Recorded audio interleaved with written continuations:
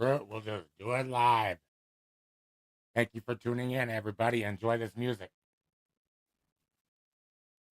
I'll be right back. Music on.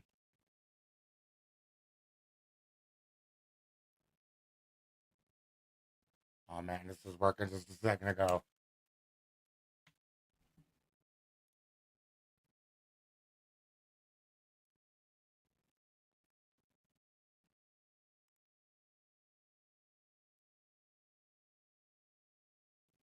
All right, we got our kick up and running. We got the Facebook and the YouTubes. We're on X live. We're live on Kick right now. Everybody, thank you for tuning in. I have a really special show planned for you. I've had some music on my phone here a second ago. Let me just try to pull that back up. That way you guys can enjoy that for a second.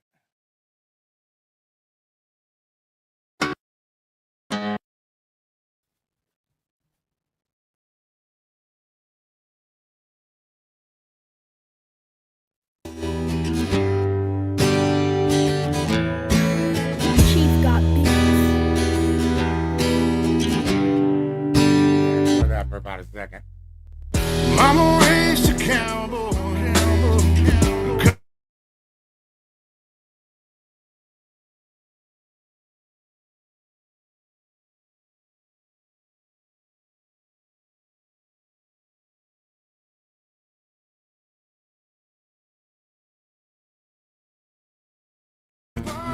His story where it all begun.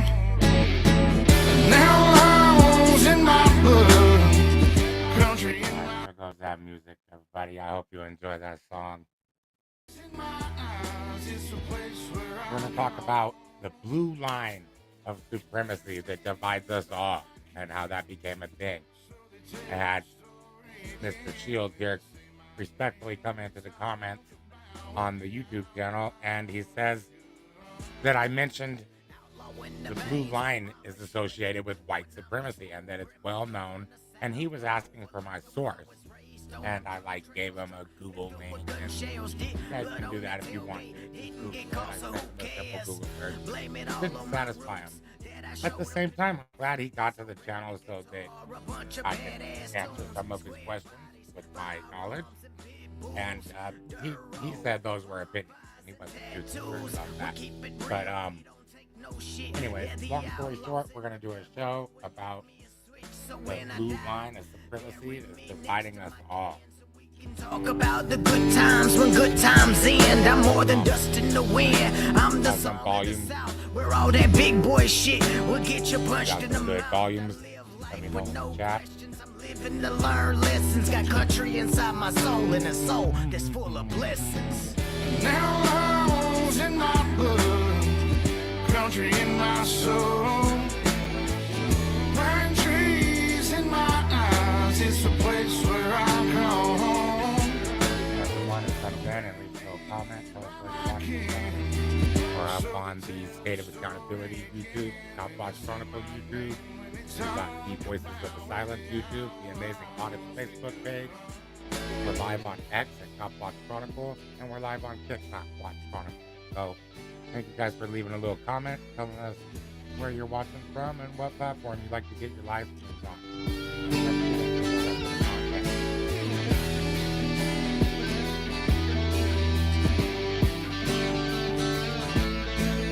We're back in the belly of the beast, guys, and you're listening to Cop Watch Chronicle. I'm Mr. Amazing. Tonight, we're not just going to look at the news. We're not just going to have Cop Watch talk like normal. Looking through the window, they tried to tent black. We're just talking about that flag. You know, the one. The black and white stripes with that single neon blue bang running through the center. They call it a memorial. They call it a thin blue line. I call it a border wall. And tonight we're going to talk about who that wall is built to keep out and who it's built to protect from the consequences of their own choices.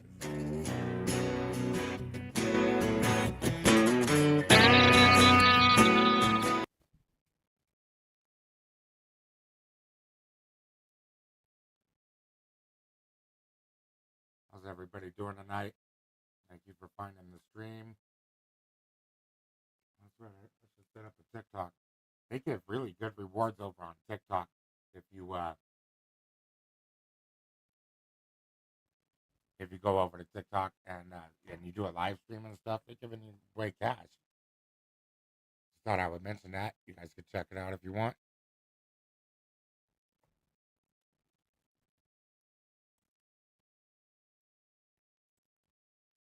Let's get the screen up for you.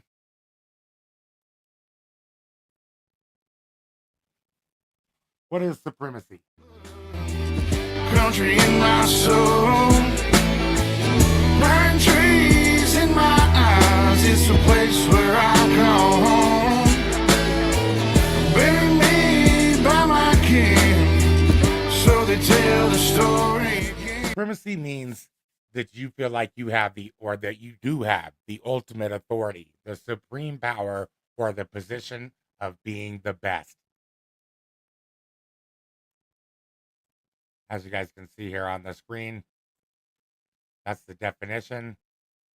And the U.S. Constitution has a supremacy clause. The supremacy clause establishes that the U.S. Constitution and federal laws take precedence over conflicting state laws. We could talk about that in a different show. But today, I wanted to focus on what makes the blue line something that divides us all. And what I had here was a little chat, actually, with GPT. I'm going to let you guys listen to that for about a second, and we'll get into the meat of the discussion, all right? The thin blue line flag is a highly polarizing symbol that undeniably divides the United States public. Whether it represents supremacy depends entirely on whether one is evaluating its original, stated intent, or its practical modern application. Here is an objective breakdown of how the symbol functions sociologically and politically. The stated intent, memorial, and order. The origin and official explanation of the thin blue line flag are rooted in commemoration and civic duty. The black background represents a memorial for law enforcement officers who have died in the line of duty. The blue line represents the police force itself, acting as the barrier that separates societal order from criminal chaos. In a purely historical or theoretical vacuum, honoring fallen individuals and conceptualizing the role of law enforcement is not inherently a supremacist concept. The reality of division. Symbols acquire meaning through their use in society. The modern prominence of the thin blue line flag surged explicitly in response to the Black Lives Matter movement and widespread public demands for police accountability. Counter-protest roots. The flag was widely adopted as the banner for the Blue Lives Matter counter-movement. Inherent polarization. When a symbol is popularized specifically in opposition to a movement demanding civil rights and equal treatment under the law, it structurally becomes a symbol of division. It forces a binary choice in the public sphere between supporting law enforcement and supporting police reform. Intersections with supremacy. The claim that the flag represents supremacy has validity when analyzing power dynamics and extremist co-optation. 1. State supremacy and the us versus them dynamic. The visual metaphor of the flag, a single line separating citizens from chaos, can reinforce an authoritarian power dynamic. When displayed by armed agents of the state while interacting with the public, it often signals an us versus them mentality.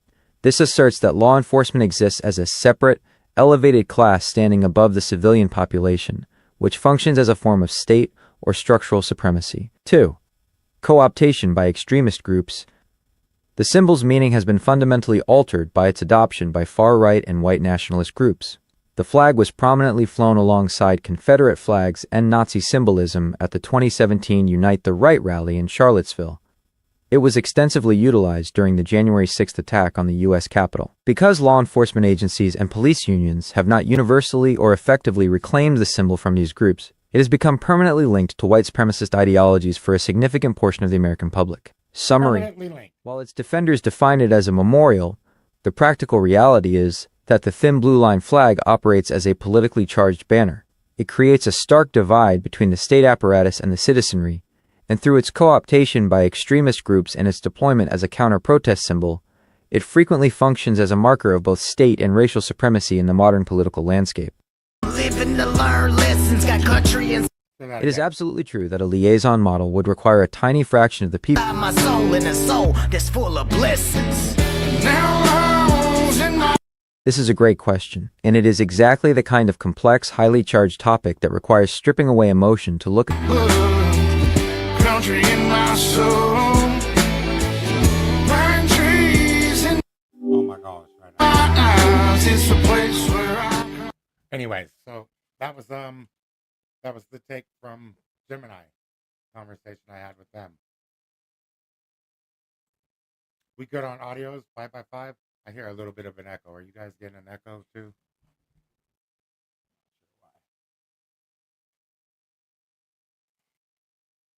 Let's see if that made it better. I don't hear nothing with the headphones off.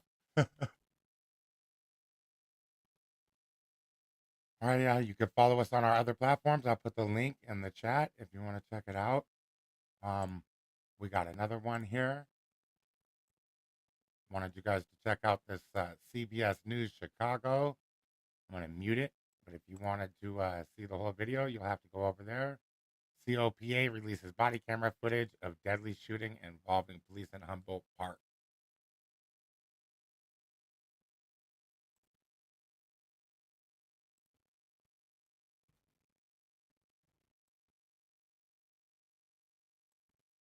Check it out.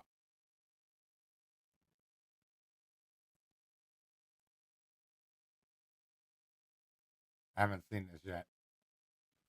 Oh, yeah, I have. Can you guys see it? Let me make sure I put it on the screen for you.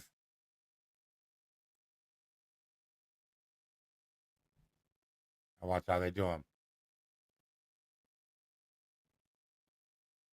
Freezing this video right before one of those officers can be seen firing at least 5 shots at the passenger side window. Body cameras. Officers could be heard yelling. A brief police officer. Do want to warn our viewers that the video you're going to see is graphic. Take a look. You'll see the moments that 2 Chicago police officers are approaching a white Mercedes that's crashed into a CTA bus. It's happening after a brief pursuit by officers. Officers could be heard yelling, "Get out of the car Man. or we'll shoot." The driver then starts ramming the bus and the unmarked police squad car back and forth, and then we're freezing this video right before one of those officers can be seen firing at least 5 shots at the passenger side window of that car. Another officer could be heard saying, "I see he's hit," as he's... That's incredible, isn't it, guys? So that's their supremacy, right? They come up, they take your life, they have this blue line of fallen brotherhood that's between us and them. You know what I mean? I've noticed when I'm out there filming cops, if the officers in the jurisdiction where I'm at, if they pull up and they got this blue line stripe down the side of their car, then we know that these officers are going to give us a hard time. Like, this is the mentality that comes with that blue line. And I'm not the only one that noticed it. There were people along the way that also agreed that it's just a white supremacist like logo or symbol.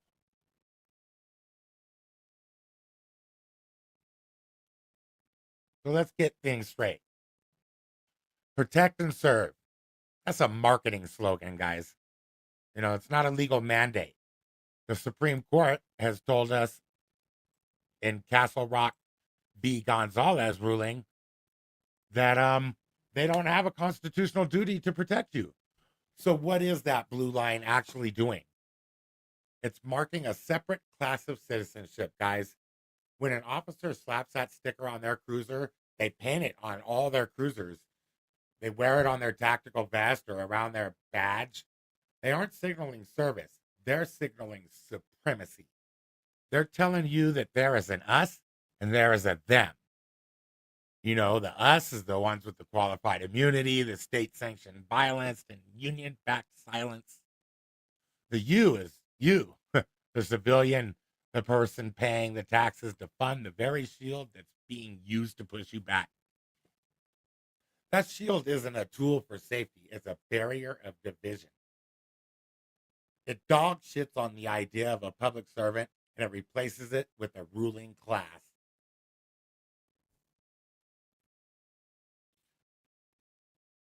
I'm always willing to have my mind changed, though, guys. So that's one thing I liked it about Clay. Clay comes in. He was respectful. He said he wanted to learn some more. I thought maybe he was respectful. I thought we could talk about it. Let's see. Maybe I'm wrong. I'm always willing to have my mind changed. If you're not willing to have your mind changed, well, then that makes you a bigot. You have certain beliefs about people of a certain group, and you won't have your mind changed. That's the definition of bigot. So in the town of Castle Rock v. Gonzalez, the Supreme Court ruled 7-2 that individuals do not have a constitutional right to police enforcement of a restraining order. Wow. The court held that Colorado did not create a property interest in police protection that would allow a victim to sue for violation of the 14th Amendment's due process clause. In 1999, Jessica Gonzalez's estranged husband violated a restraining order by kidnapping their 3 daughters. Despite her repeated requests for assistance, the Castle Rock police failed to take action. The husband later off the children and was killed by police in a shootout. She sued the town and police for failing to enforce the order, arguing that it violated her procedural due process rights in a 1983 case. They ruled that no protected property interest, writing for the majority, Justice Anton Scalia concluded that the mandatory language in a state's restraining order statute that police shall make an arrest does not make the enforcement a mandatory entitlement. So anyways, yeah, this isn't a new phenomenon. This is supremacy that's baked right into the DNA of the American policing. We didn't start with officer friendly, you know. There were the slave patrols.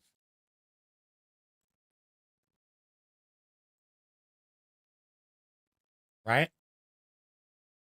Were the origins of policing slave patrols.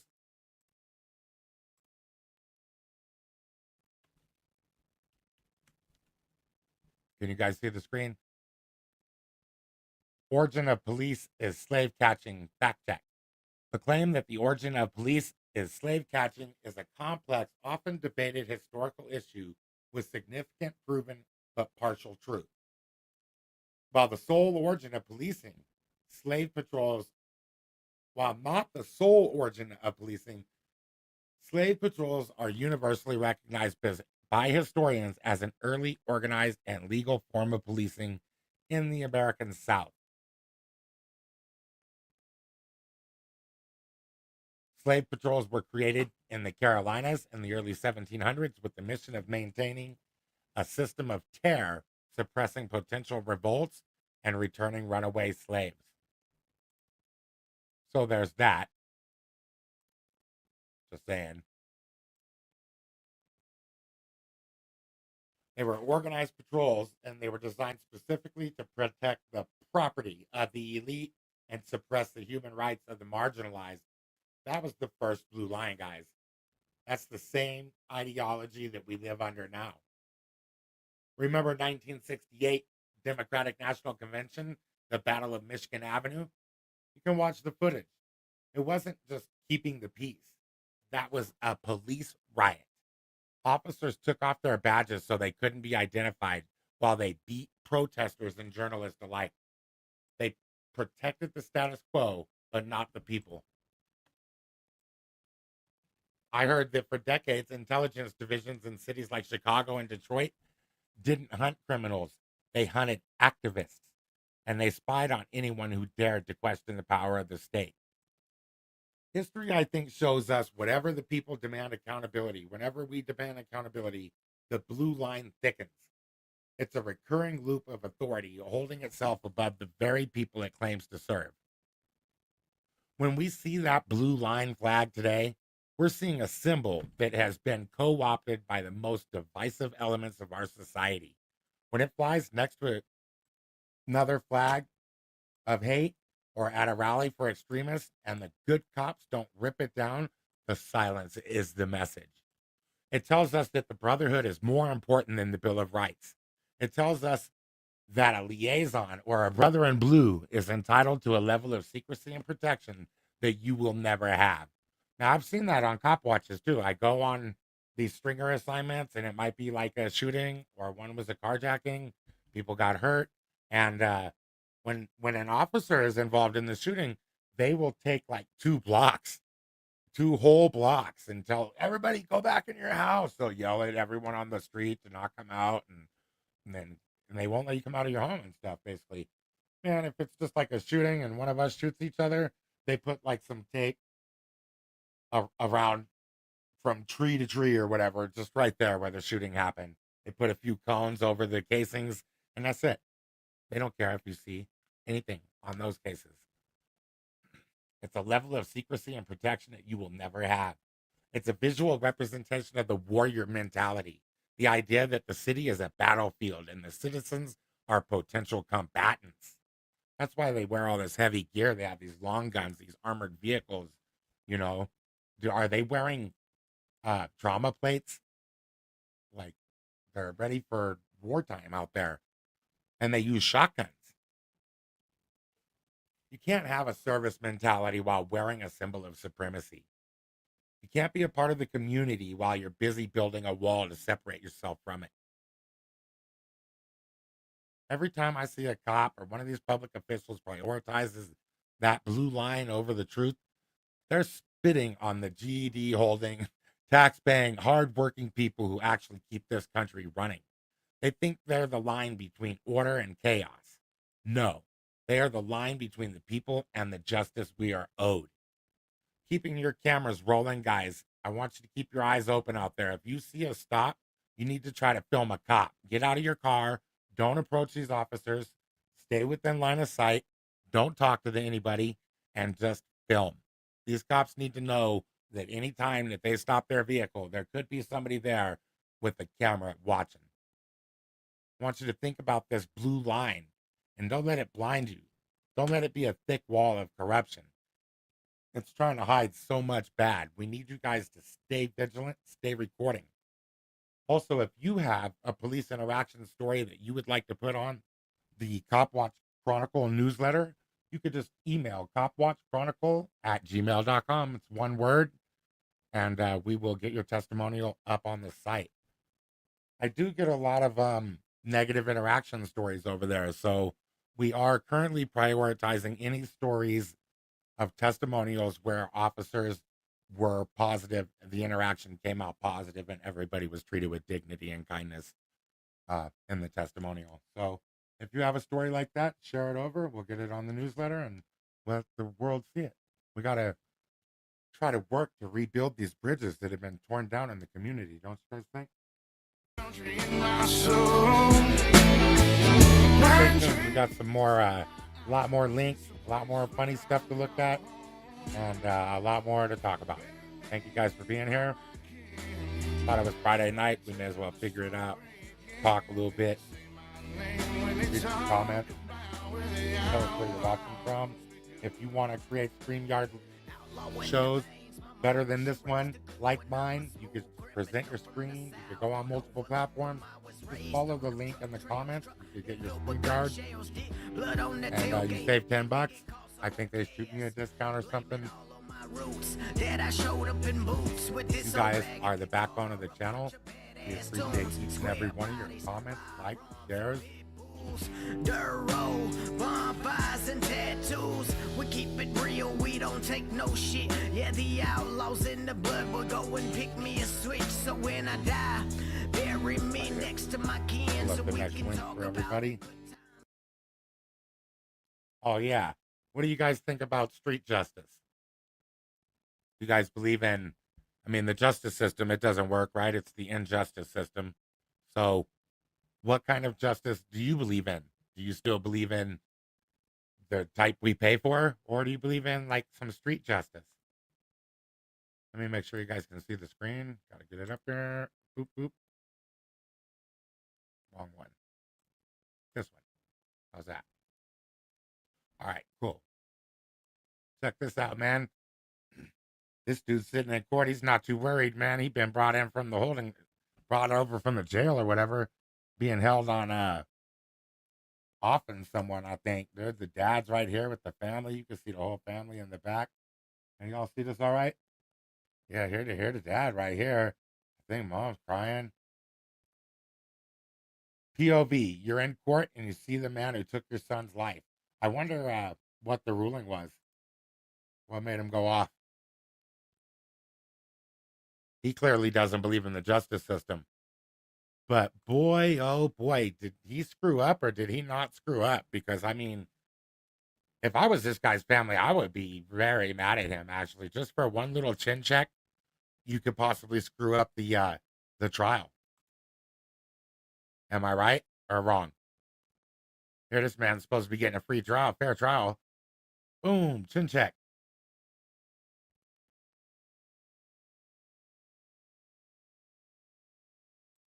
Yep. So there's that. What's justice like? What's it defined as for you guys?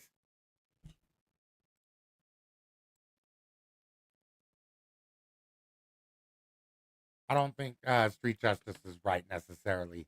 There's a lot of slippery slopes when you're taking out justice into your own hands.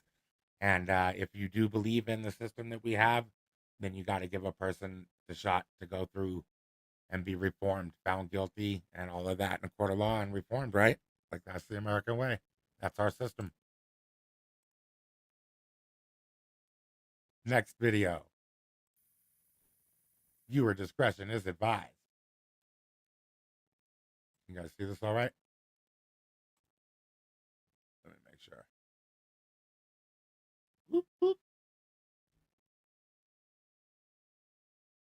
Okay, good. You guys can see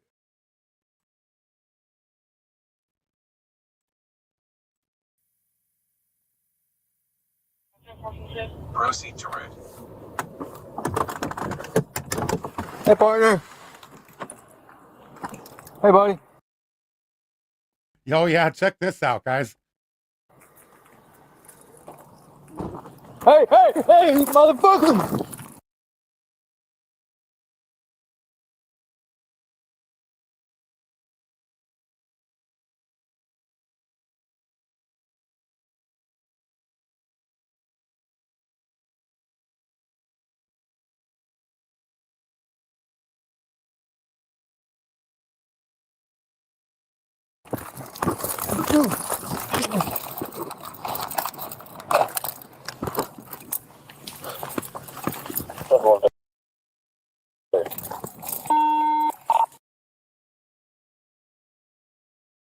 '67, '62 Marine.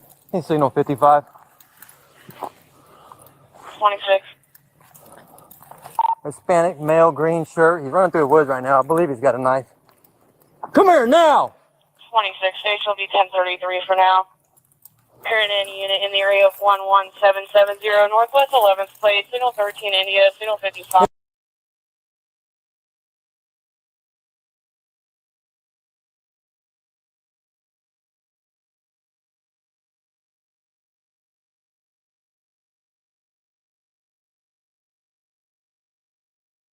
Get your hands now!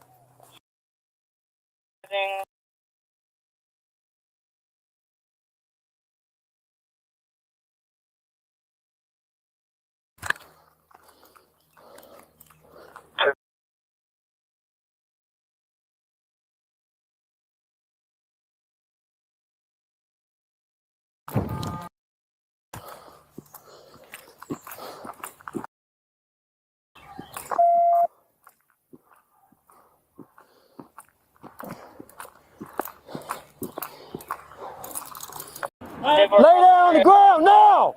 Get on the ground!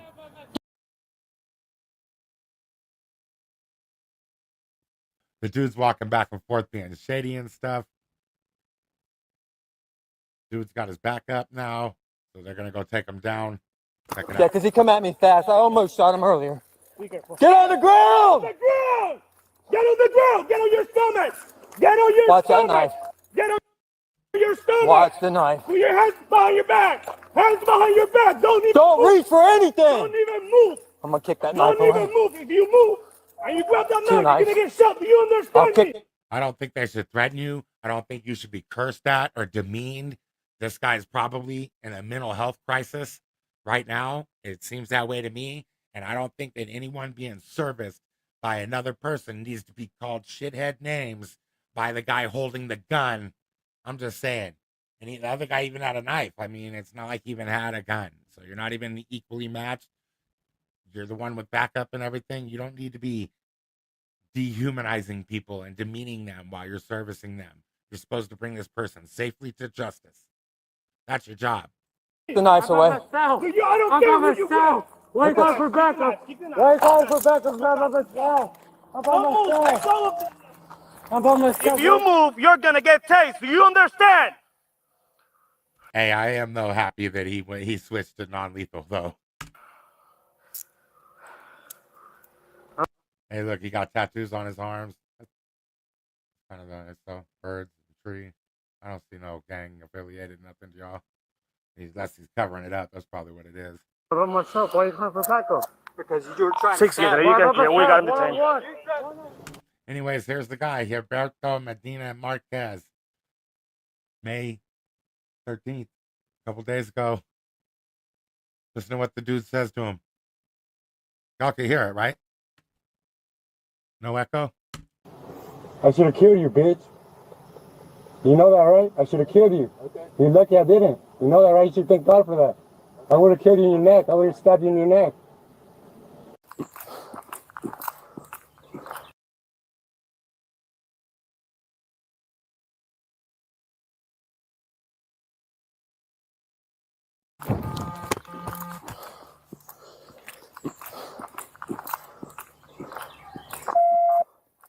He was talking to this dude like a dog, man. Once they got him, his backup arrived, and they was trying to command him around and stuff. Get over here! He's screaming at him like a dog. I mean, I don't know. I just don't know how that's gonna. How's that gonna get a human being to want to cooperate with you? Screaming at him like they're a subhuman or they're below you. See, that's that supremacist mindset, man. For them to get out of the car and come over, immediately tell you where to stand, immediately tell you. Give them something. They haven't even asked you your damn name. You know, give me your ID. Stand over there. These guys can be really rough, man. And it's that whole shield between us and them, right? This subject tried to stab him. That's 10-4. Anyways, let me find another little clip. I had something else here for y'all. About another 10. Check it out. It's Black and Decker is closing Okay, I guess this one's about the economy. Let's talk about it. a plant in Connecticut, laying off 300 employees. IKEA is closing stores. Francesca is closing. Saks off 5th. Neiman Marcus last call. Macy's is cutting 150 stores. Kroger is cutting stores. That's the grocery retailer, also known as Smith's. 7-Eleven is closing stores. REI is closing. Wendy's is closing stores. Pizza Hut is closing stores. Apple is closing select stores. Walgreens is closing select stores. CVS Pharmacy, Rite Aid, Dollar Tree, Family Dollar, Dollar General, Big Lots, Best Buy, Bed Bath & Beyond, Party City, Foot Locker, Champs Sports, Kids Foot Locker, The Gap, Banana Republic, Old Navy, JCPenney's, Nordstrom. A lot of people going to the breadline, I guess. Unemployment time. Kohl's, Burlington, Ross Dress for Less, TJ Maxx, Marshalls, Home Goods, GameStop, Office Depot / Office Max, Staples, Starbucks, Subway, TGI. Wow, it sounds like there's going to be a lot of layoffs this season, everybody.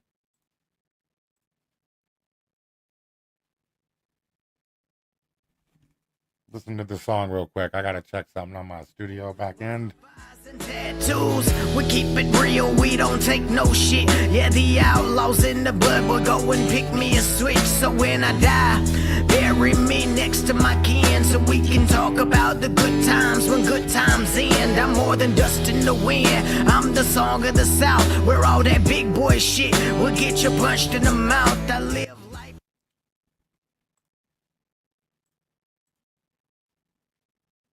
And new at 9 tonight, Thornton police are investigating a homicide. Oh yeah, this is a good one. You guys got to check this out for real. Like, the Thornton police arrested a man on a homicide and then released him like in the same day. He shot some dude and killed him, like in front of his house or something. Let me make sure you guys can see the screen. Put it on the stage again.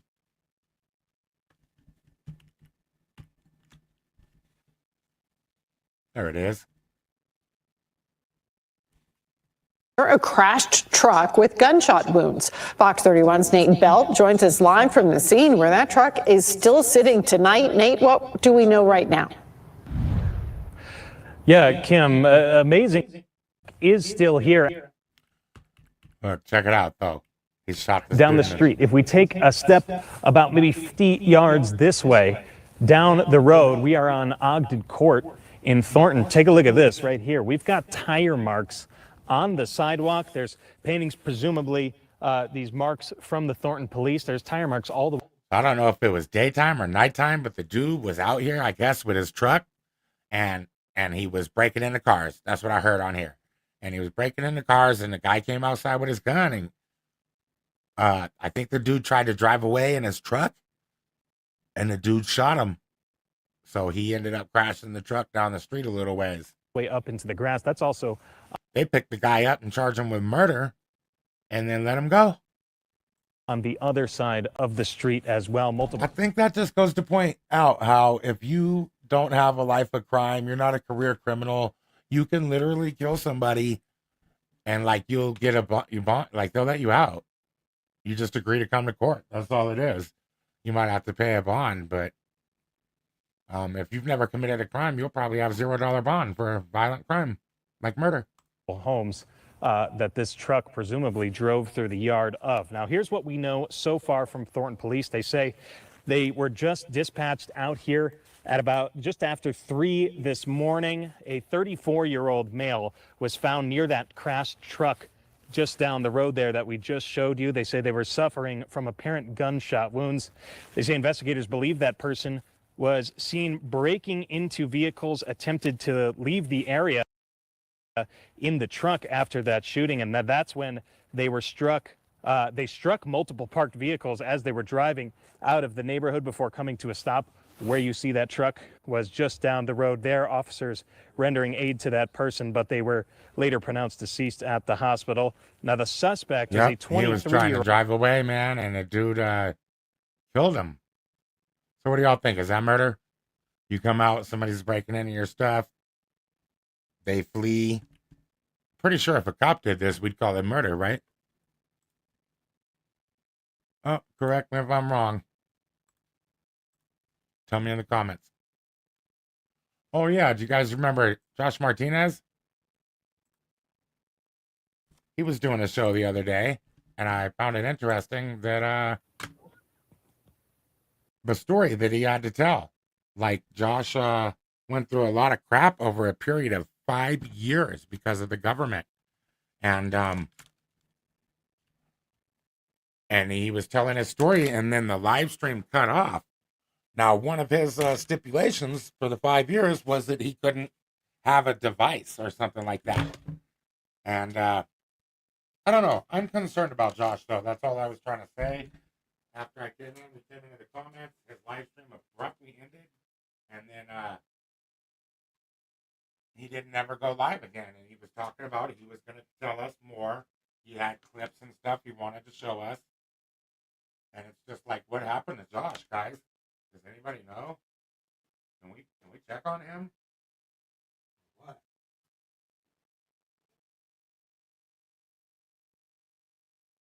Poor guy. I'll let you hear some of the story. If you haven't already went over there and subscribed to Josh Martinez on YouTube, you got to do that, and you can go listen to his whole live stream over there.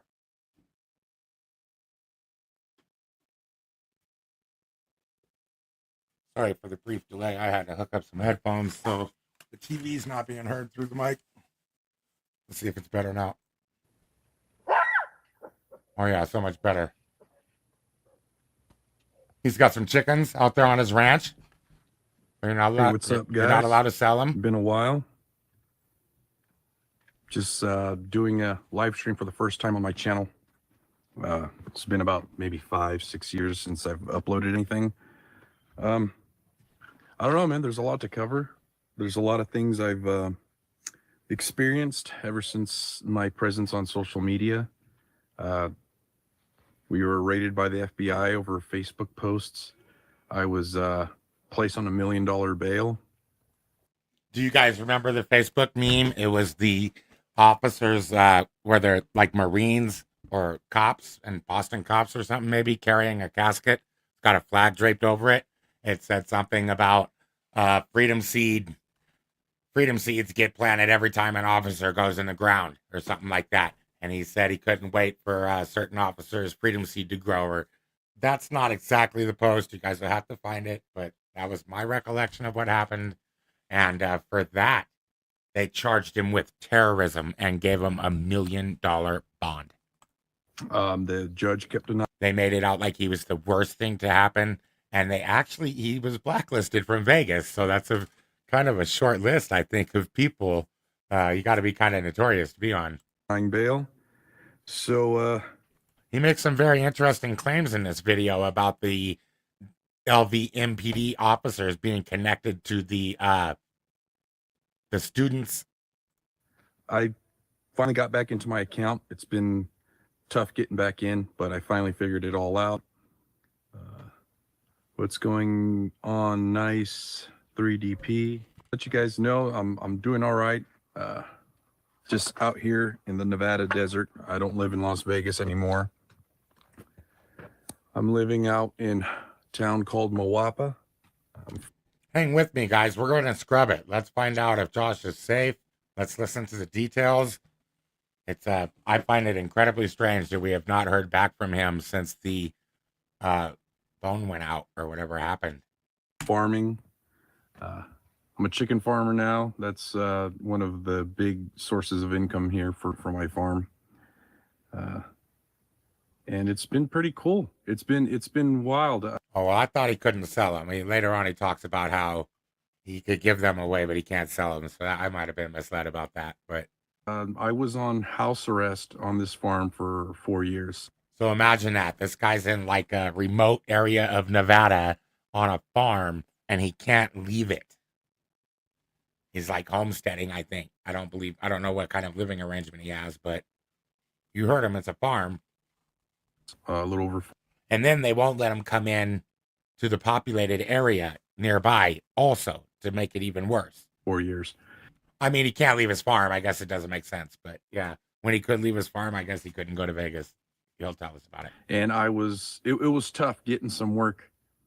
I was barred from entering the city of Las Vegas that entire time. It was, and there's not a lot of jobs out here. The closest town is Las Vegas. And once I got my farm going, I tried to set up in the farmer's market out there, and we put in an application. And maybe I'm not up on it, but I think when you're on house arrest, like you can leave sometimes. So that might be why the stipulation that you can't go to Vegas during that time. So yeah, if in fact he could leave, he wouldn't be able to go to the populated area and like get his necessities. Or petition to the judge to modify my conditions to allow me to work out in the city of Las Vegas, and that was denied. So it was hard. It was super hard to make a living, but I did it. They were really trying their best to really listen to what he says here. Put the pressure on me to give up. It didn't seem like they wanted me to take a deal. They wanted me to explode. People say, oh, they just want you to take a deal. We all know there's a deal coming at the end, a plea deal, an offer from the state or the government, whether it be federal or state. There's always that, that possibility. But the conditions they put on me were just insane. I had no, they didn't allow me to get on social media. They didn't want me. All right. Before he goes any further, though, I just want to give a little context for my knowledge of Josh.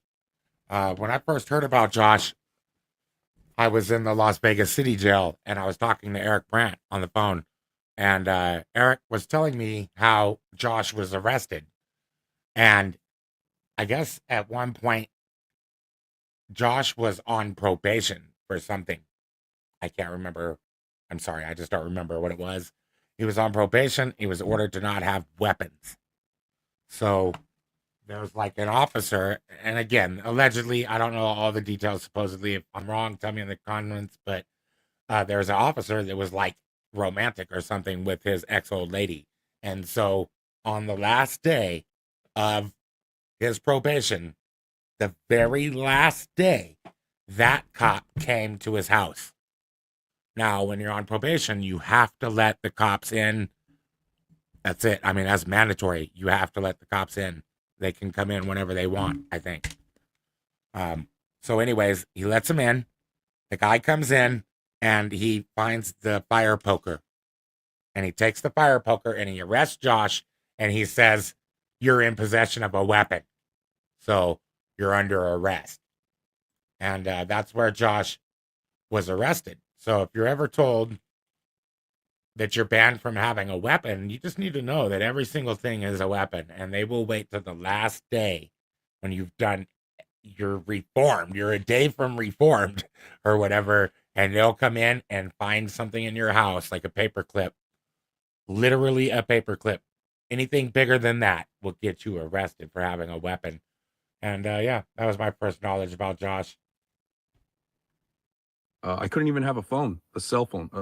The reason Eric was telling me was because he had to turn down bond. Like, they were going to release him, but they ordered him to not have a weapon. And so, as a homesteader, he has hatchets and shovels and all this pickaxes and stuff. He couldn't take the bond terms, so he stayed in jail for a while. Phone, a smart TV, anything that was capable of going onto the internet, I was not permitted. You hear that? Like he's a hacker or something. Why would he need to be taken off of the internet, completely banned for 5 years? Something's wrong with that. This is a political thing. He was targeted. A political targeting, a political prisoner on $1 million bond for free speech, as doing something free speech related. Now, he'll say later here in the video that he did wish death on the officers, I guess, and he thinks it's reasonable. We'll let you guys decide. So I was not permitted to have any device, any access to any device. So it was insane, guys. It was insane.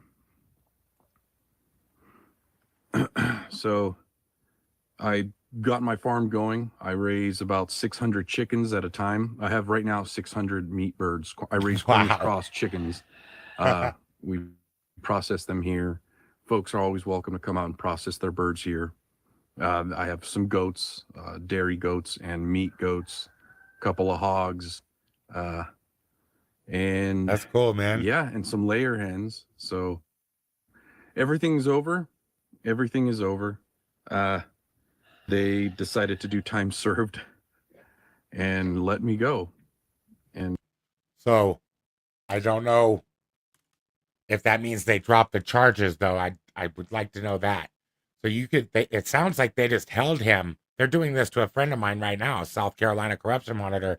They're just going to hold him in there for the amount of time that it would have been if he was found guilty, and then release him without finding him guilty. That's what somebody told me they'll do to South Carolina corruption monitor.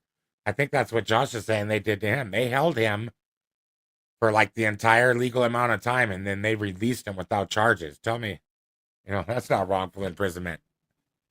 It's been an experience, guys. They don't even press charges on you. Eventually, they just let you go. Do you understand? It just was holding you. I know a lot of you saw what I posted, and a lot of folks were offended. Some of my close friends even said that it was distasteful and it was not a good choice of words, which honestly I disagree. I disagree with a lot of my friends. I love you all, but my feelings on that have not changed.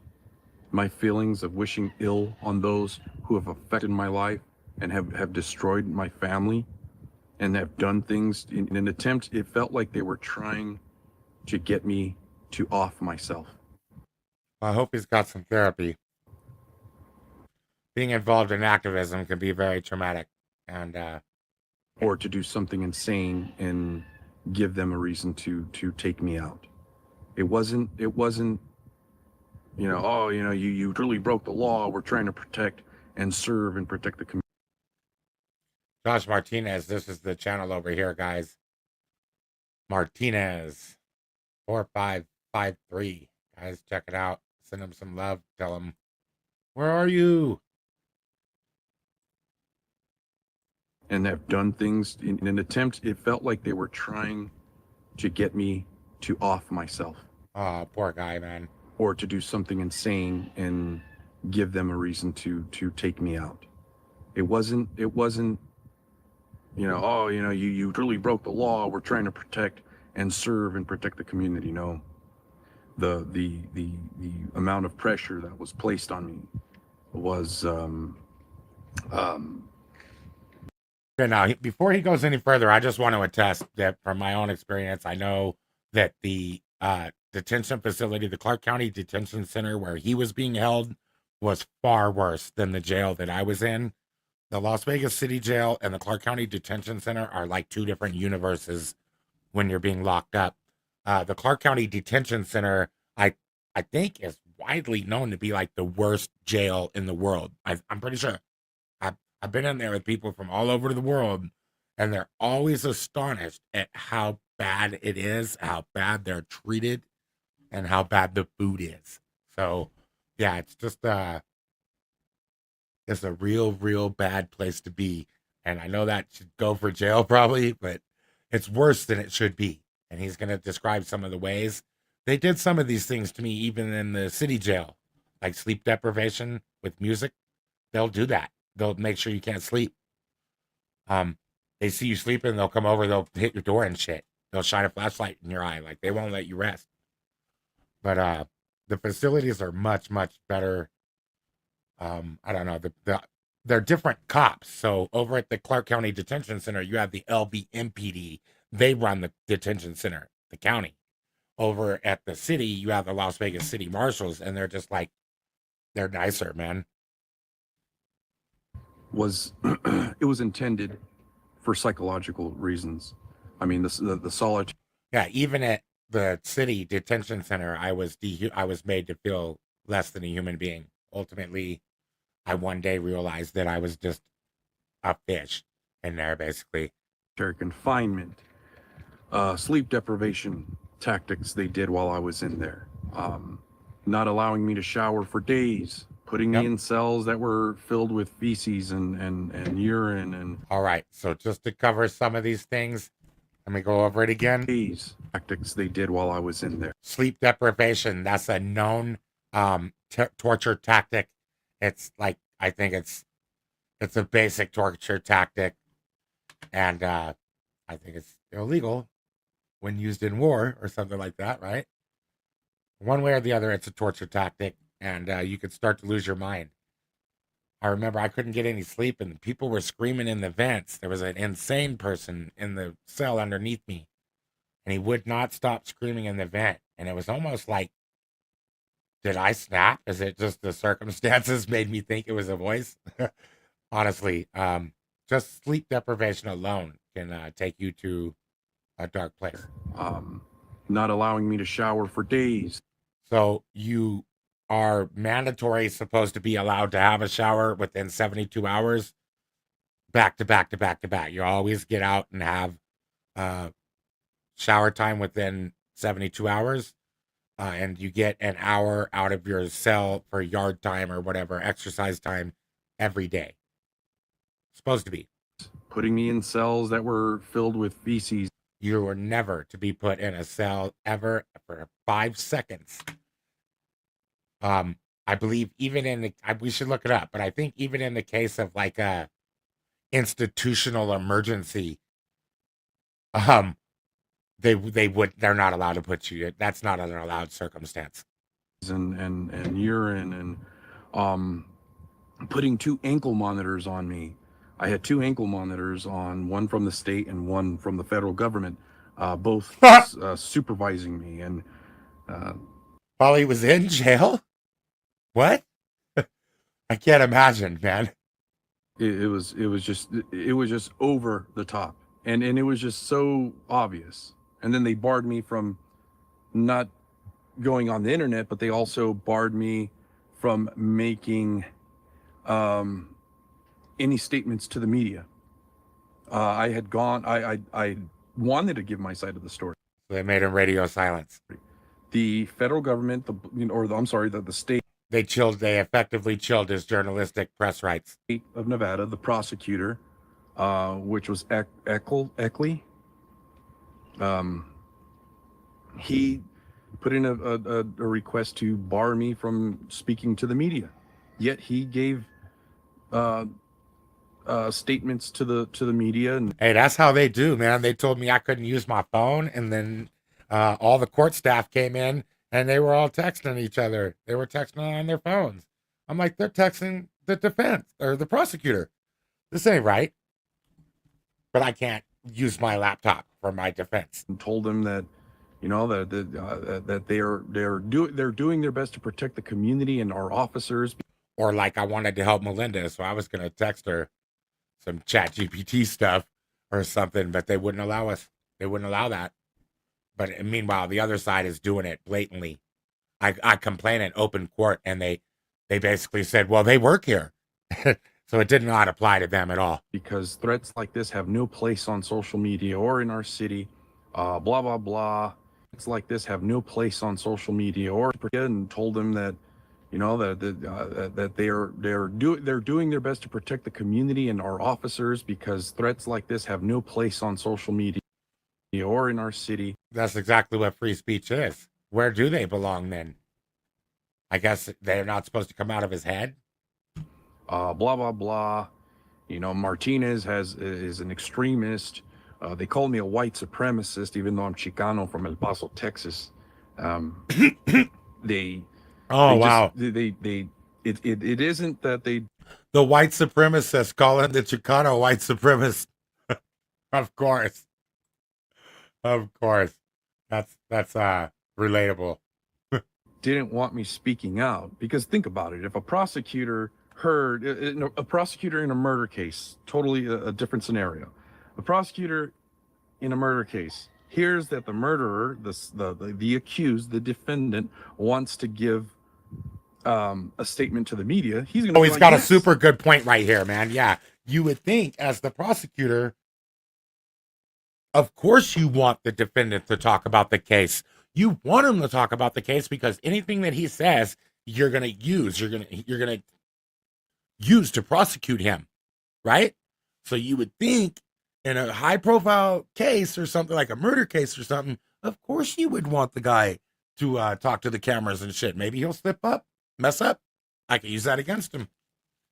If you say it in the public forum, then it's open for me to use against you, right? Go for it, because we can use anything he says against him. But in my case, they didn't want me speaking because they themselves knew what they were doing was wrong. And it was they don't want it to be brought to light. There's nothing more that the government hates than the light of day. So yeah, it was a crazy experience. So being on $1 million bail over Facebook posts because I wish death on Kenneth Meade and Michael Dickerson, who both prosecute people who are more freedom-minded, people who believe in restoring the Constitution, people who want to defend rights, people who want to limit government. Those two. I've said this before. I believe they're connected to the Democratic Socialists of Las Vegas.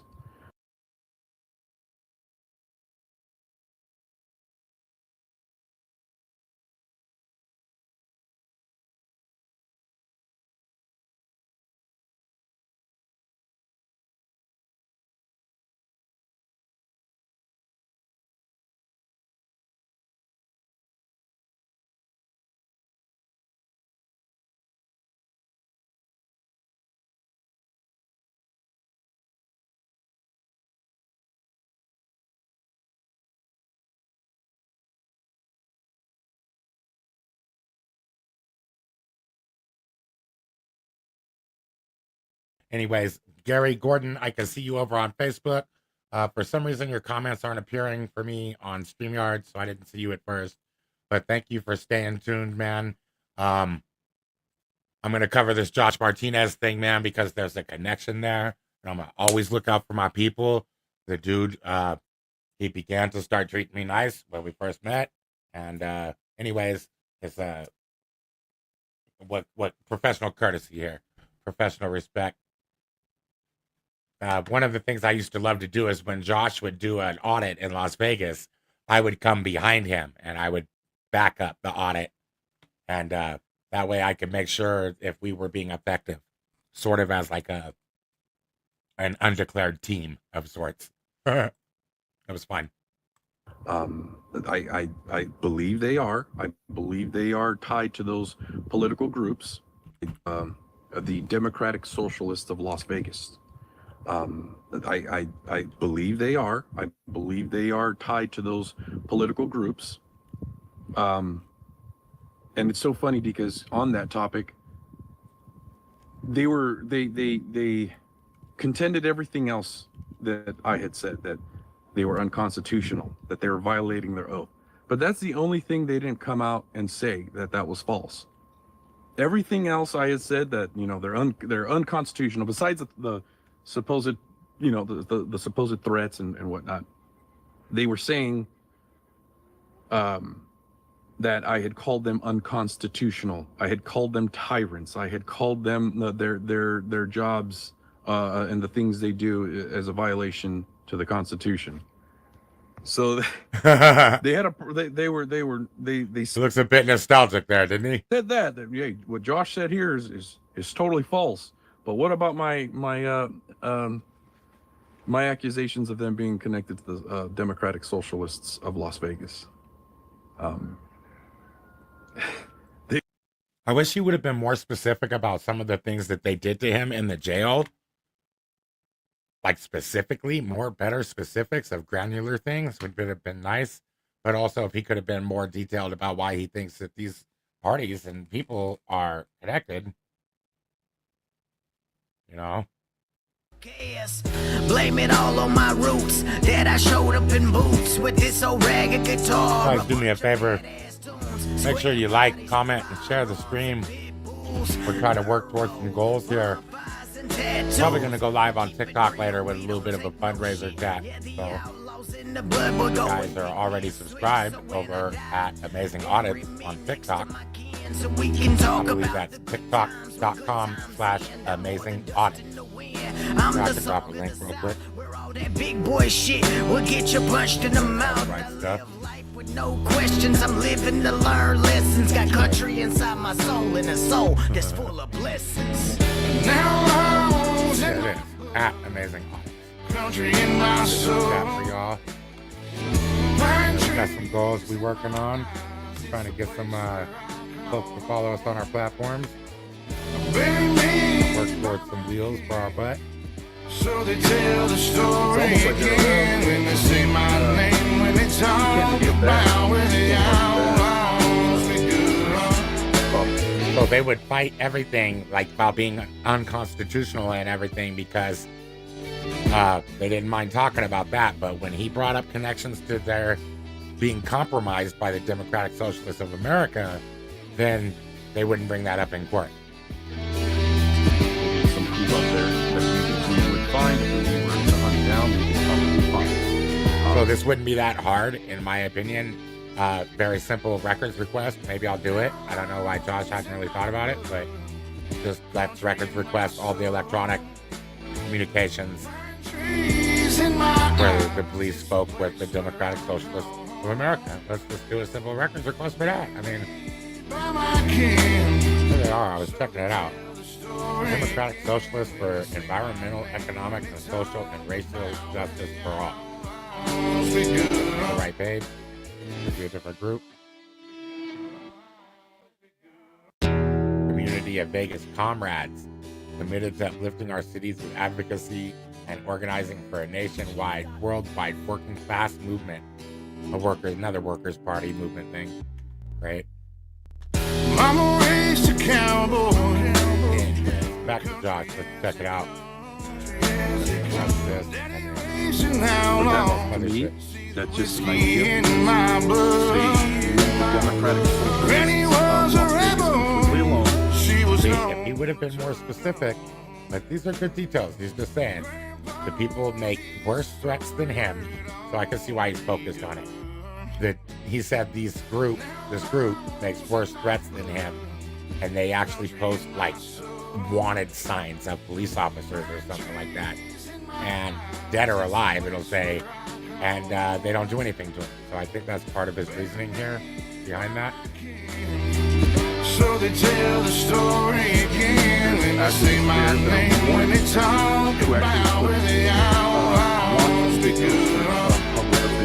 Outlaw in the veins, my mama, she raised a good one. I'm a smooth criminal from the south. Don't overlook them, I was raised on them truck trails. Truck been filled with gun shells. Did blood on the tailgate, didn't get caught, so who cares? Blame it all on my roots, that I showed up in boots with this old ragged guitar, a bunch of badass tunes, square bodies, firearms and pit bulls, dirt road, bonfires and tattoos. I think that's the first signs of his stream. He's starting to get like bad internet or something, maybe, or they're screwing with it or something. I don't know what happened to him, man. He never went live again. I've come to that Next to conclusion. my and kin, so we can talk about the good times when good times end. I'm more than dust in the wind. I'm the song of the South, where all that big boy shit will get you punched in the mouth. I live life with no questions. I'm living to learn lessons. Got country inside my soul and a soul that's full of blessings. Citizens that have Outlaws in my blood. Country in my soul. pro-communists. Pine trees in my eyes. It's a place where I call home. And you don't believe me. Go look at some of these guys. Some of those socialist activists out in Las Vegas. Those guys, they post a lot of crazy stuff. They say a lot of crazy things. But not one of them has ended up on the headlines of Las Vegas. Not one of them has been a Do you guys want to look at the videos he's talking about? I might be able to find something later after we go through everything. That reminds me, I want to tell you guys about the Cop Watch Chronicle. If you have had a police interaction that you didn't get to tell your full side of the story, or you didn't get all of your feelings out through the process of justice, I know that happened to me. That's why I created Cop Watch Chronicle. It's a newsletter that goes worldwide to like-minded individuals, and we could talk about what we were never able to say during the justice system process. Sort of like how he was gagged from talking. That happened to me in a way while I was on the stand. So I was able to tell my story. And if you want to tell your story, you can send it to copwatchchronicle@gmail.com. That's one word. And we're particularly interested in any positive police interactions that you might want to share. We can go ahead and get those out because there's like 10 to 1 usually. And I'd like to get some even Steven going on, maybe as many good as bad. I'm trying not to burn bridges. We want to build bridges in the community. We want to expose the bad ones, but we want to highlight the good ones, right? target for Metro, even though they call themselves victims, that they're standing up for, against police brutality, which I'm all for. I'm for that movement. But I don't like those socialists because they want to distribute wealth, to seize wealth, distribute it. There's a lot of things with communism and socialism. To me, they're the same. I don't care how you put it. You get a lot of so-called anarchists in Las Vegas who claim to be anarchists, but talk like they're damn commies because they want more government help. They want the government to stay out of their lives, but then in other categories of their life, they want government in, and it makes no sense to me. So let me see. Thank you. Earned arrest. I'm not going to arrest. But yeah, it's been crazy. It's been nuts. But I have problems that I'm trying to run from. I'm just planting them problems. If I were to do that, I'm just going to plant those seeds everywhere I go with problems. I have problems that I'm trying to run from. I'm just planting them wherever I go. Why not start a community here where I'm doing what I've been wanting to do for years? I'm growing food for people. Good for him. I'm feeding families. Happy for him. That entrust me with that task. And it does come with a message. it does come with a message of freedom and liberty and true justice, the true purpose of what a man should do in the eyes of tyranny, in the eyes of an aggressive government. Those are the things I'm doing. I'm feeding families, speaking with them, building a community, letting people have better access to the food, so that. Dang, man. I wonder what happened to him. I wonder if he got the same phone number. Now, I might try calling his back. We don't eat the poison that they've been giving us at the supermarkets. I'm serving my purpose, and for so long I've tried to slowly figure out my purpose here on earth, and I've done what I had to do for the Bundys. They're out of prison.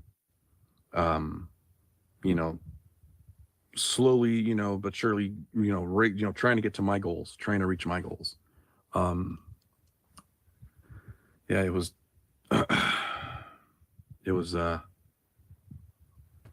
it's been quite a journey, guys. So I believe I'm at where I'm supposed to be, and I'm farming, raising healthy food for people.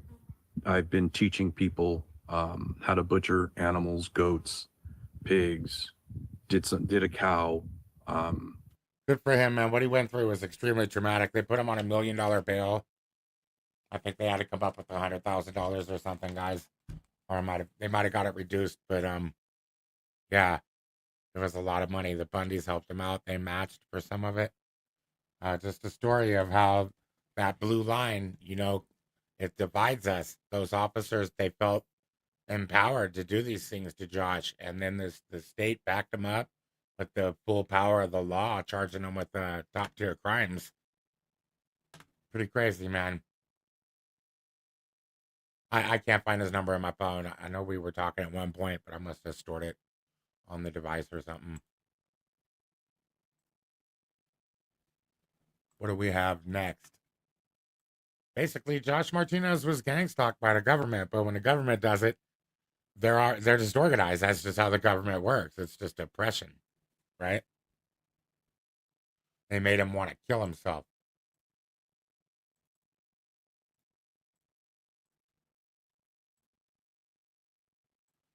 What do we have next?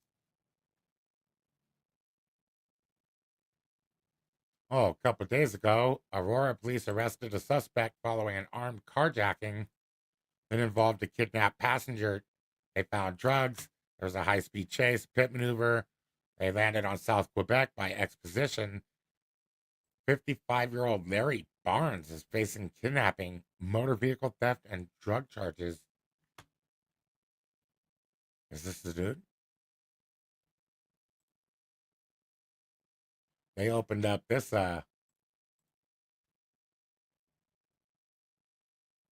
was happening yesterday too. They went and found a couple more people that were involved with this. I guess the dude must have snitched or something. Let's see.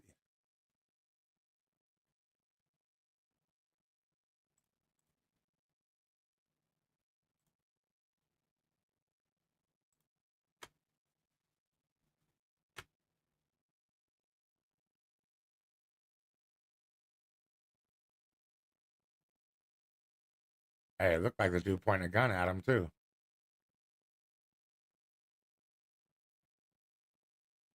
Oh, here he is, 55, kidnapper. Wow, that's something, bro.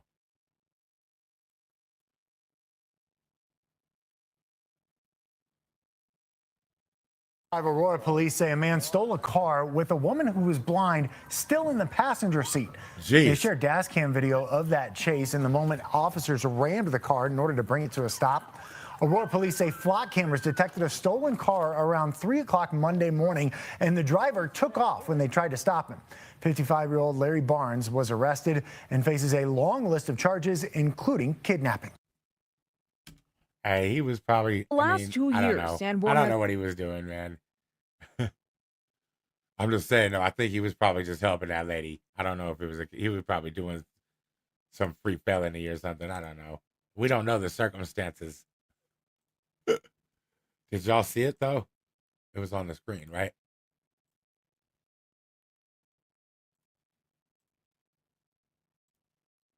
What do we have up next? Oh man, we got kids at school with guns in Aurora. I think that's what they were taking care of. Yeah, something related with this, I think, though. I wanted to look into this more. At 3 p.m., the teen's mother called the police. So drugs were involved, and some kid was on these drugs, I think, as if my understanding is correct. And so his mom called the police because he was like tearing up the house or scaring her or some shit. He was high.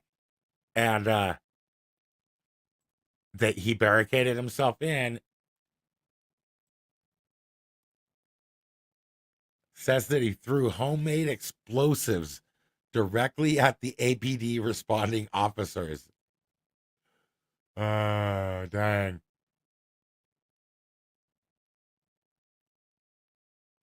On the morning of May 13th, school security tackled a student who brought a gun to school in Arapahoe County. Look at that.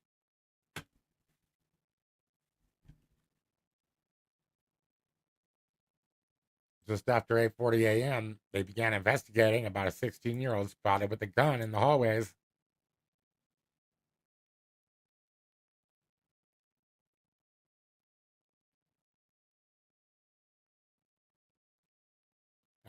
He had a gun, but he wasn't trying to die for it, was he?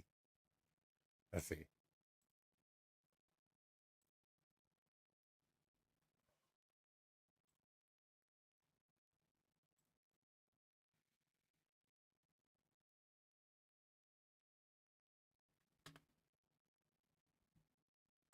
Hey, just so you know, man, it's Colorado, man. You can't have guns in school out here in Colorado, man. They don't play that Columbine shit, man. I wonder why they don't show his face.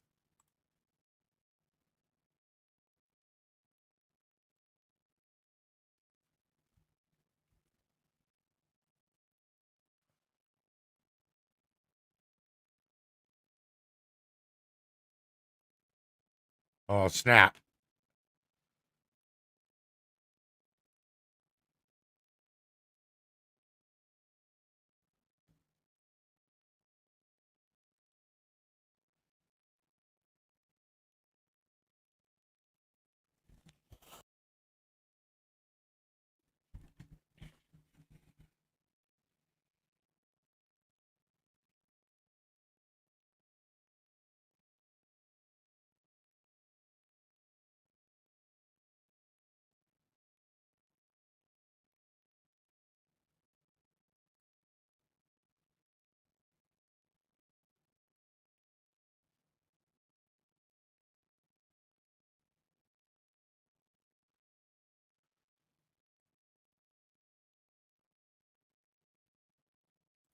Wow.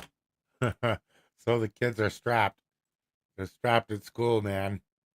And I've heard the kids these days don't know how to read. That's actually what I heard seen that on TikTok. I don't know if it's true, but on a lighter note, why don't we look at this guy with this mower, man? Have you guys ever wanted to take your push mower and make it a riding mower? That's what this dude did here, man. Can you see the screen? Let me make sure y'all can see this.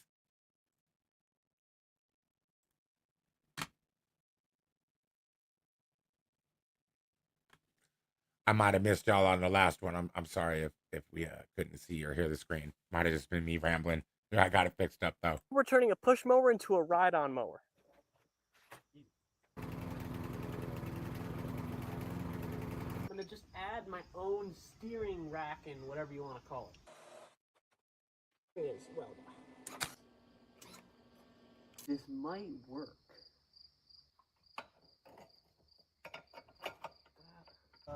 Accelerate. Left. Oh my god, so freaking smart. Dang, that sucker's going, man. No way. Why is it so much faster now?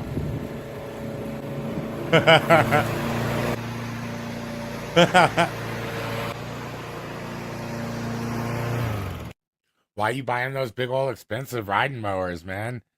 Would you ride a mower like this? That's a good one. Push mower becomes a rider. Check them out. Oh, here's a good one too, man. This guy's got a gun pouch. Check this out, man. How many of y'all will buy something like this, man? I might start putting like some products on myself.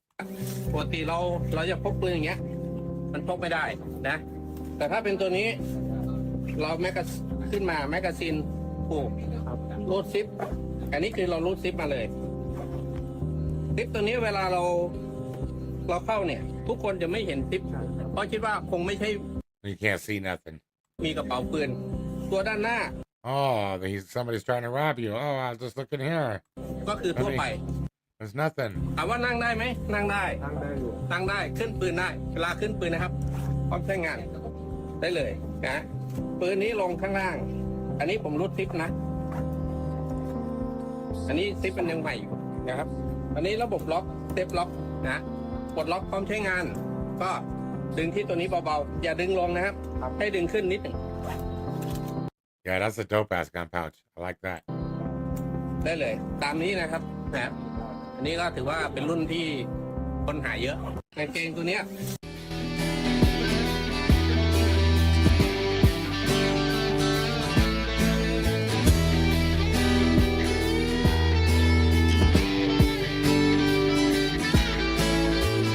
Now all's in my blood, country in my soul, pine trees in my eyes. It's the place where I call home.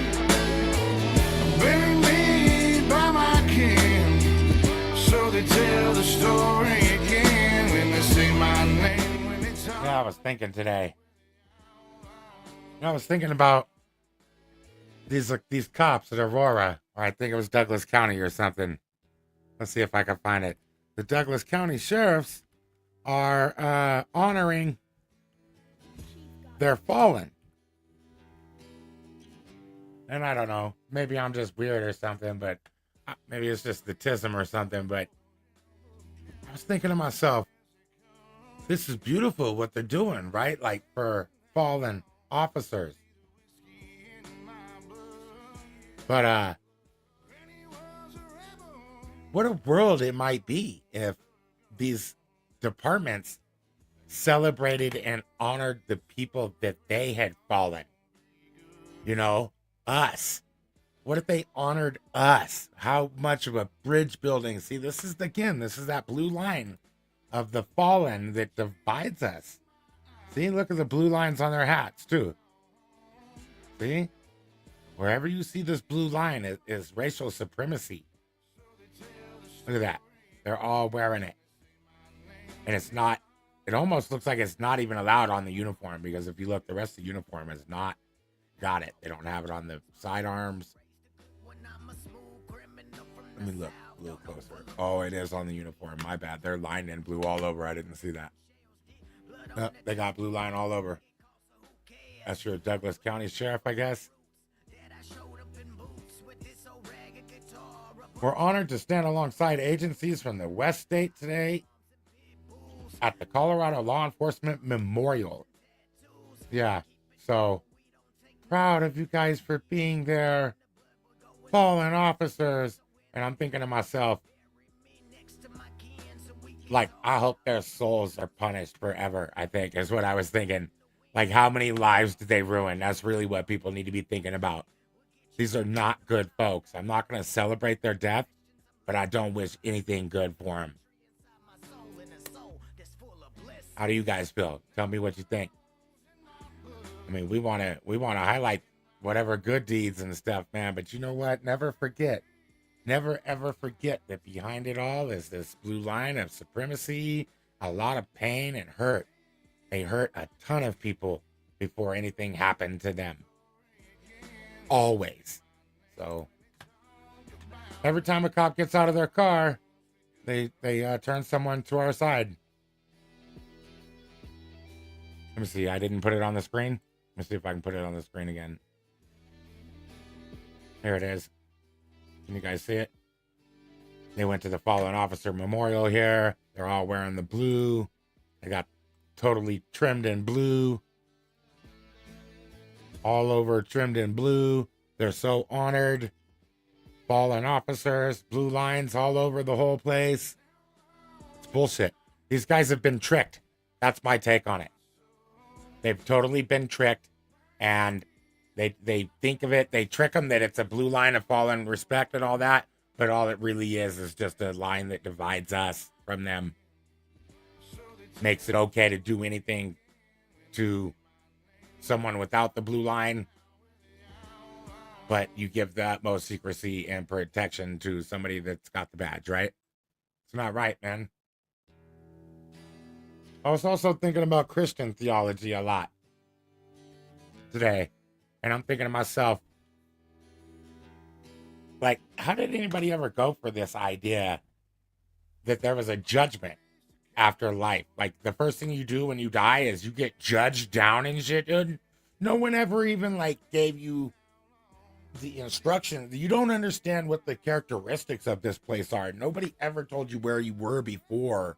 Like, if you don't know where you're from, you can't know where you're going, sort of thing.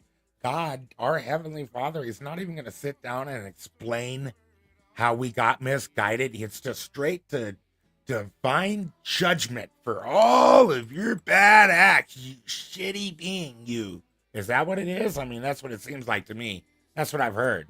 Maybe I'm wrong. Tell me in the comments. But, like, so you're supposed to live this whole life, and it's hard, and it's extremely traumatic for a lot of, I mean, for everyone, I think, right?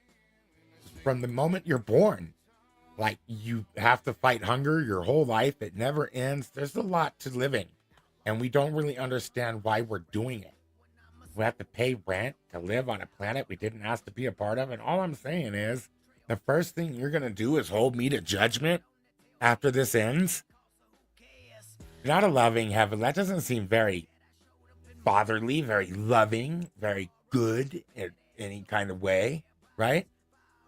I mean, forgive me, Father, if I'm being blasphemous right here, right now, but you know what? I don't understand why it's a judgment. There's a lot I don't understand, but, you know, I'm trying to figure this out. Like, after all we go through, and the very little information we're even, like, given about what we're doing here or anything, you know, and then the almighty God, who hasn't even lived a life, he doesn't know what it's like to go through what we've been through. So I've lived it, I've done it, and you're gonna judge me in ignorance of it, right? I mean, I'm sorry. To me, this reminds me of the people the bigots that come into the comments. They've never picked up a camera. They're never going to have the courage to go film a police officer, but they've got every criticism and suggestion for me, someone who's actually went and did it and knows the ins and outs of it, you know. I don't know. It just seems like, and then the thing is, they're not willing to have their mind changed, right? So they go, oh, these frauditors. If you use the term frauditor and you're not able to have your mind be changed, that's literally the definition of bigot. I'm going to pull that up on the screen right now so we can take a look at it. A person who is stubbornly devoted to their own opinions and strongly intolerant of other people who hold different beliefs, backgrounds, or lifestyles, and they will not have their mind changed. That's the difference. What makes you a bigot is if you're not willing to have your mind changed.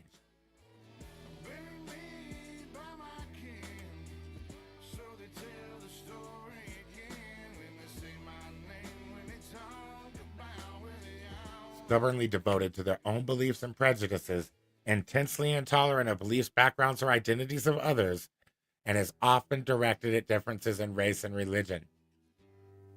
What makes you a bigot, though, is if you're not willing to have your mind changed. So, anyways, they come in, they don't want to hear no different. That brings me back to this other guy, why I was glad that he came into my comments. He showed some respect. You know, Clay Shields, I might mod him up, man. He's a Blue Line supporter, I think. But he doesn't hate any one group, it seems like. Anyways, I support that sort of, dialoguing without having to dehumanize the other side. I went back and forth with this guy. He disagreed with me time and time again. And I don't believe he ever called me any kind of a POS or a DBAT. He didn't take away from my humanity, which we all do, it seems like, very easily. Anyways, you live a whole life, you're not going to get a chance to be explained to how you were misguided, actually, which is exactly what it is, right? Because if you would have known, then there'd be nothing to really judge for, I feel like, in most cases. So you were misguided. That's probably what you need to be shown. Instead, there's like a judgment, and you get judged for your whole lifetime. This reminds me again of the bootlickers in the comments and the people that just disagree and they've never done it. It's like, you're judging me based off of a clip, mind you, less than 60-second clip of a video I made over 5 years ago, as if I should be eternally damned for what I did in the video. And even God waits for a man to die before he judges him. And who do you think you are that you judge a person before they've atoned, before they've lived out their life? How dare you judge me from something 5 years ago and you haven't spent 5 minutes to see if I've learned the error in my ways? I'm just saying, man. Who's really more wrong here? Yeah, I said some bad things to cops. I had some good intentions. Maybe I was paving a path to hell. But you know what? I learned the error in my ways. Isn't that what it's about? Isn't that really truly better than a guy that's going to sit behind his keyboard, judge from ignorance, and can never have his mind changed about intolerant judgments he's made of others without even trying to understand them? I don't know. I think the guy that's wanting to improve is better than the guy that's happy being a bigot. That's my take.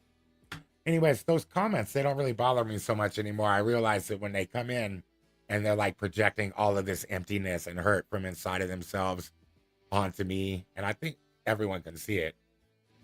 So I've been having a lot of fun with those guys, just wishing them love lately. Just the concept alone makes me question the entire idea of a judging creator God.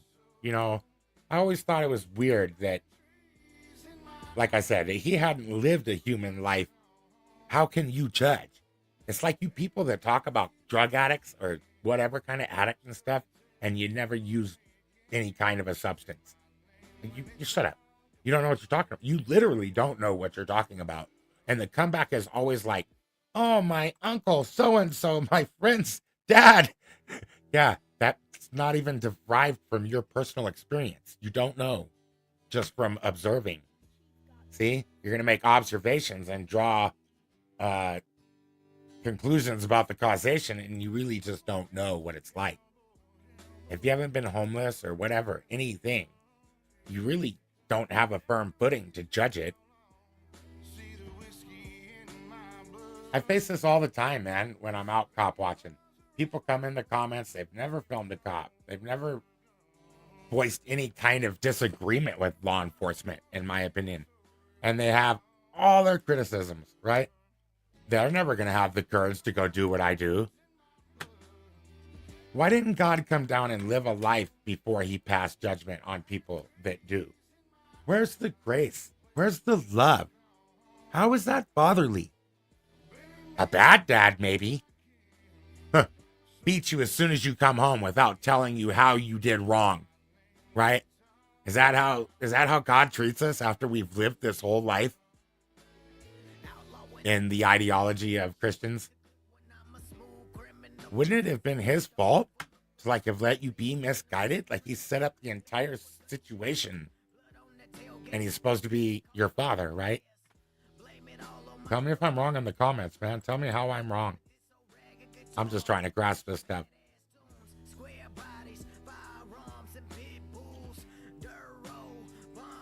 You know, it's like I said, man, you guys want to watch like a 30-second clip of somebody from a few years back and stuff, and then your house is so clean, your life is so virtuous. You could watch a 60-second clip of a video from 5 years ago and decide that the person in the video is unredeemable for their actions or just the perceptions that folks have about him. Hold on, guys. I think I heard a knock. I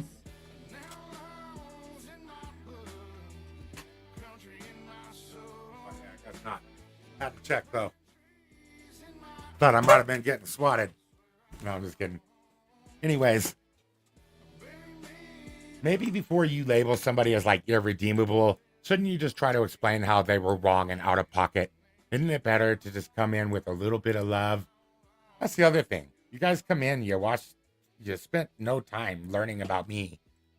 I come over to your Facebook, I look at you, I learn about you. I spend way more time showing love and learning about you than you ever showed me when you made your shitty comment on my video. Like, it doesn't make sense.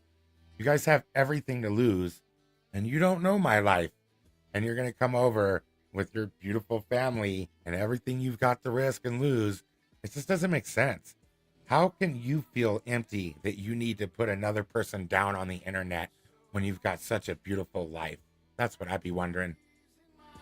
Maybe someone can tell me in the comments, why do folks feel the need to do that? Check out this helicopter ride, though, guys. Oh, no, this ain't the one. Hold on, let me see if I can find the helicopter ride, because I wanted to do something light before we do this one. Oh, I didn't get the link for the helicopter ride. Is this it? Maybe. That ain't it. Dang. Well, we'll just have to get into this one here. This is a TikTok that I found where they're talking about a judge that was corrupt. I mean, it's crazy, right? A corrupt judge? Just go figure. All right, we got it on the screen. Here we go. Let's hear about it. Remember that judge, guys, that got shot and the sheriff came in and shot his ass in his chambers or something like that? I think this is the sheriff right here, and that's the judge. Wait, is it? Yeah, I think so. It kind of looks similar to me. But this dude was running a sex ring out of he turned the jail into a brothel. He said they would take these women and they would parade them, I guess, or something, and then it was so casual that the victim said they would just pick which ones they wanted to be with, and then the judge would like give you a little gift, a little judicial gift as like a thank you for letting them do that to you, I guess. And he was threatening everybody, I guess, in the town. And I think he threatened this sheriff's daughter. He found the daughter's phone number in the judge's phone. Let's talk about it. Mullins, I'm not sure you should have been running a sex trafficking ring out of the county jail, right? Do you guys remember this guy? Judge Kevin Mullins, who was shot to death in his chambers on camera by the town sheriff, had turned the Letcher County Jail into a brothel to fulfill the disgusting fantasies of him and his buddies. And I don't mean he was turning a blind eye. Oh no, he was the freaking ringleader. Mullins and his disgusting friends would set up these parties at the county jail and other buildings in town, and they would pick which inmates they wanted to be with. As a thank you to the women, he would reduce their jail time or whatever punishment they were facing. And if the women didn't want to or refused to protect... How freaking demeaning. Oh my goodness. I couldn't imagine. And then just imagine you live in this area and there's like no way for you to escape. That guy's got the long arm of the law. There's nowhere you can go. But listen to what else he did. He threatens their children and stuff. You guys can see this, right? Oh, good. Participate, he would threaten them with maximum sentences or kick them where it really counts. Threaten to call CPS. He was literally leveraging their freedom for his sexual fantasies. And the most deplorable part of it all, the entire county knew. Tyra Adams, knew about one of his victims. What kind of world do we live in where everyone knew about it? Oh man. You know what? It's a messed up world. I wish we need a savior right about now, don't we? Everything's all messed up. We need somebody to show us how we've been misguided along the way. Am I right? Hey, Gary, you still watching on Facebook? Or who's on YouTube now? Would you tell me, are the audios good in the chat, pretty please?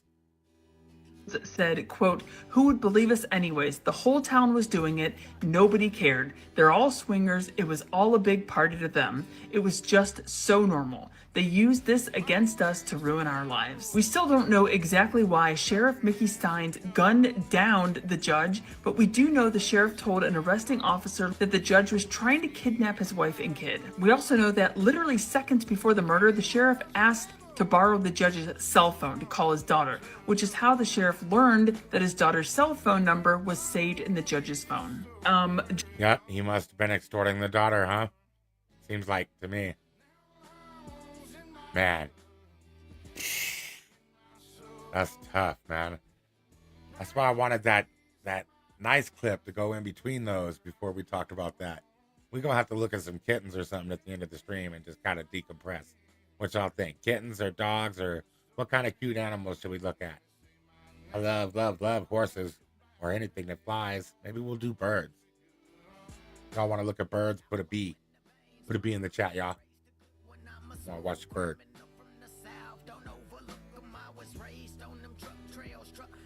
How come no sound? Well, it's not up to them. It is up. All right, so this guy's sitting outside at a library or something, and they think they can make him leave. Well, I'm going to stay here about 3 hours, then I'll move. Okay, well, they don't want you here. Well, it's not up to them. It is up to them. No, it's not. It is up to the manager. No, sir, it's not. Why do you think that? It's up to the law. Do what? I have 3 hours to rest. Well, this is what I don't want to put you in jail, my man. Right to rest, I don't want man. to put you in jail. I don't want you to lose your qualified immunity Should have either, the so right I wouldn't to put me in rest. jail. I have a right to be here. They don't have a right to tell me to. In the wind, I'm the song of the South. We're all that big boy shit. We'll get you pushed in the mouth. That live life with no questions. I'm What policy have I violated? What law have I violated? It doesn't matter. This is public property. They don't get to tell people who can be here and who can't. That's right. No, they can't. No, they can't. Well, I'm going to stay here about 3 hours, then I'll move. This cop thinks because you're a manager, that gives you, you're the manager of the library, you're the manager of the public property, so you could just tell the public whatever you do, I guess. To them. Oh, look, what do you see right there, guys? Is this the blue line? Is this the blue line stuff that they use? The little black or whatever for the fallen officers? It covers the badge. You see that? How it covers it? This is that blue line shit. Think that. It's up to the law. Do what? I have 3 hours to rest. Well, this is what I don't want to put you in jail, my man. Yeah. I don't want to put you in jail. I don't want you to lose your qualified immunity either, so I wouldn't put me in jail. I have a right to be. This guy's high ranking. Is that 4 stars on his collar? Because I think that's a captain then. Here, they don't have a right to tell me to. Well, why do you think that? Because I did my research before I Is that a blue line ring? came out. Okay. So the establishment you're the manager here, you're saying doesn't have a right to tell you to leave. What Hell policy not. have I violated? What law have I violated? It doesn't matter. This is public property. They don't get to tell people who can be here and who can't. No, they can't. No, they can't. That one was good, wasn't it? All right, we got this one. Oh, this lady was funny. Let's check it out. Because I am currently reading called the through House Committee. U.S. counterterrorism strategy for 2026. And on page 5, I'm seeing that we're doing thought crimes now, and that being anti-fascist is one of the 3 major types of terror groups, according to our government, apparently.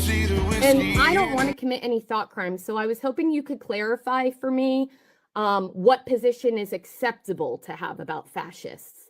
If being anti, which means opposed or against fascists, makes you a terrorist, then what is the acceptable position on fascists? I'm just pulling up the CTI guide. Sure, thank you. It's on page 5, if I didn't say that already. Okay, yeah, I see it. Yeah, so if our government is labeling one a terrorist for a belief, first of all, but that belief is being anti-fascists, what position are we supposed to have on fascists? Well, I think the definition of fascism has become quite elastic. And typically groups... If it's elastic, what you're telling me is that they can label us anti-fascists for anything. They can make up a definition and then label their own citizens terrorists. Well, what's the definition of fascism? It's incredibly hard to define.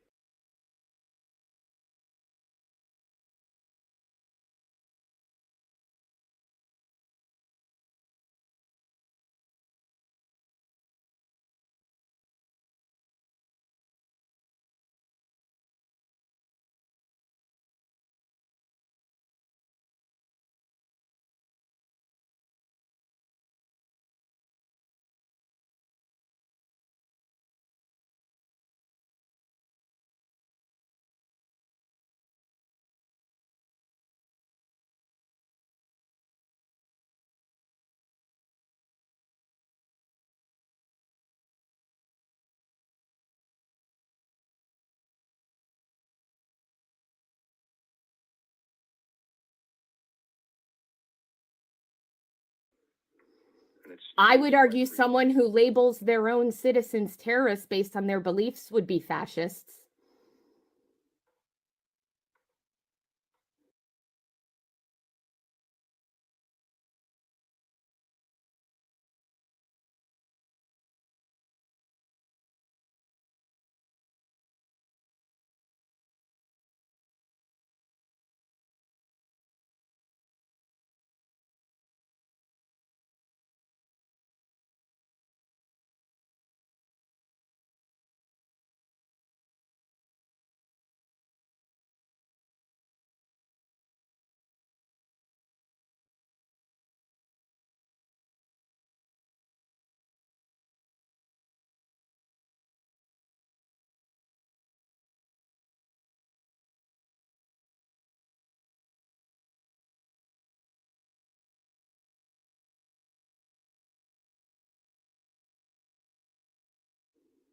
Would you agree?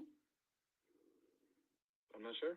You don't know if thought crimes is something that's fashy?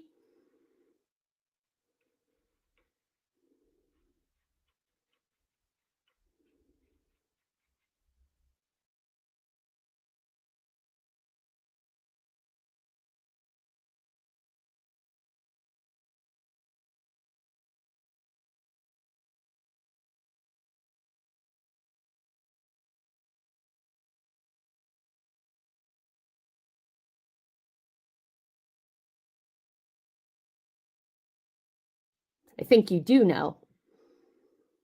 What do you think if being anti-fascism makes you an enemy of the US government, what does that make you?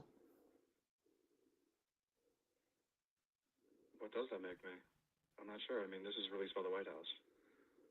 This is the... So I think that what happened is she's got the guy, she probably got somebody important on the phone when she first called, and they were too busy, and they like gave it to the lowest guy on the totem pole, and fucking he's doing something else too, probably, but he's just doing his job here. He's taking the undesirable task for the day.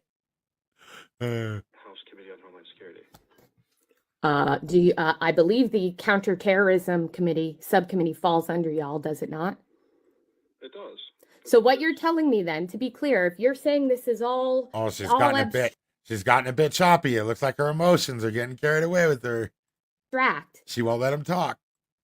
Then what you're telling me is the White House just put out a publication that said that they're going to label people terror groups who need to be defeated if they are against something that is undefinable, which means defined however the government wants it to be. You're smarter than this. I know you are. You wouldn't have gotten this internship if you weren't smarter than this.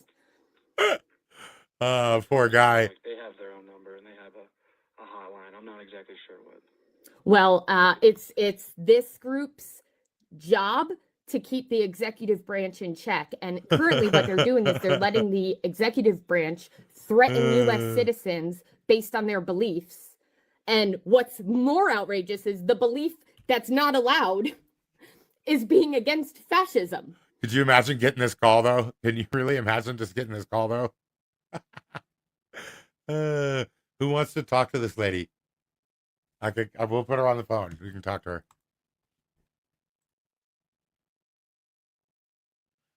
Do you think she would be willing to have her mind changed at all? Do you think she would ever give up on her position? Wake the fuck up, buddy. Who are you working? Oh yeah, you're on such a. I just love they come from this really low level of like judgment and superiority.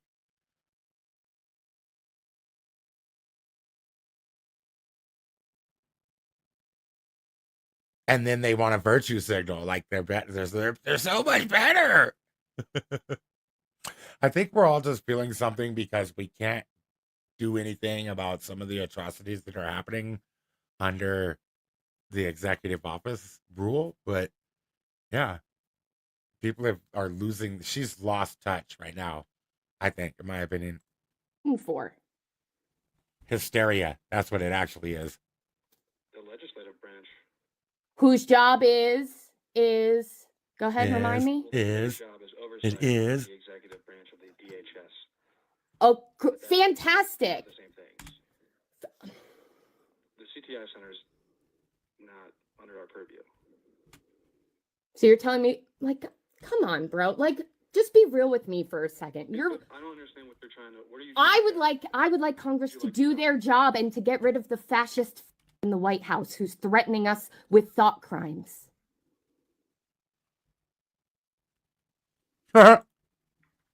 This is embarrassing.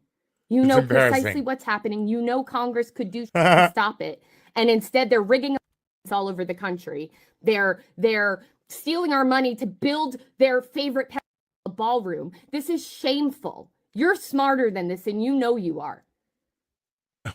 What's she shaming him for? What is it? She can't be more clear because I don't understand like what she's actually mad at him for now. Disgusting. And it sounded to me like he was reading something that was new to him. He just got the information from the White House. It sounded like he said to her. Pretending you're separate from it doesn't make you separate from it. I was more just curious about the nature of like substantively, what would you like from I would like for them to remove the nut job who is threatening us with thought crimes for being against fascism, who's also, by the way, named in the as a pet 38,000 times. I want them to remove him from his position of power. He's done nothing but hurt us while stealing our money over and over in every possible way. That's what I would like them to do. They're neglecting their oath to the Constitution over and over and over. And you have to be a idiot to not see it.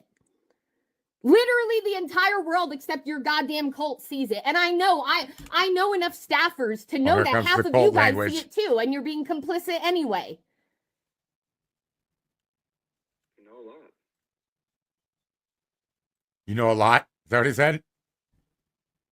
The arrogance you have as you're a traitor to your country. Just calling him arrogant and a traitor and stuff. Like as if this guy down here, the lowest man on the totem pole, he himself has the ability to get Donald Trump out of there without anything organized, just based off of him and his will and intelligence alone. Disgusting. What's your name? You're disgusting. Now give me your name. I'm going to shame you by name. Gus what? Why? Come on, Gus. You got to tell us. You work for us, bro. Because the whole internet's about to know. Gus what? Who's not going to tell you? You can find it. I mean, I'm not going to help you. I know you're not going to help me. I know. You work for me. I pay your salary, and you're not going to help me. I know. Because y'all haven't been helping us because you're working for a pet loser in the White House instead of the people you're actually supposed to be serving, Gus.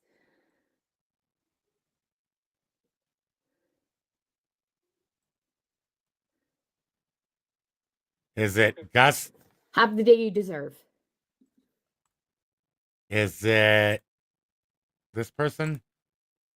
Gus Bilirakis, Florida's 12th district. Trade subcommittee. She said he was on the House subcommittee.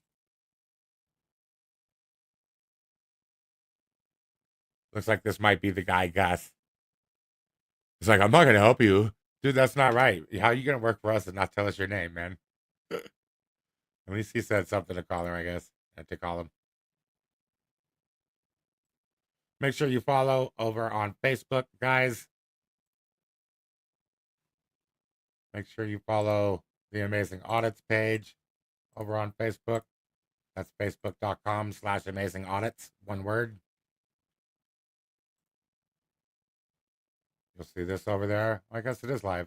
I was trying to say Amazing Audits page over on Facebook. Well, it is live on over there. That's facebook.com/Amazing Audits. Anyways, thank you guys for being here.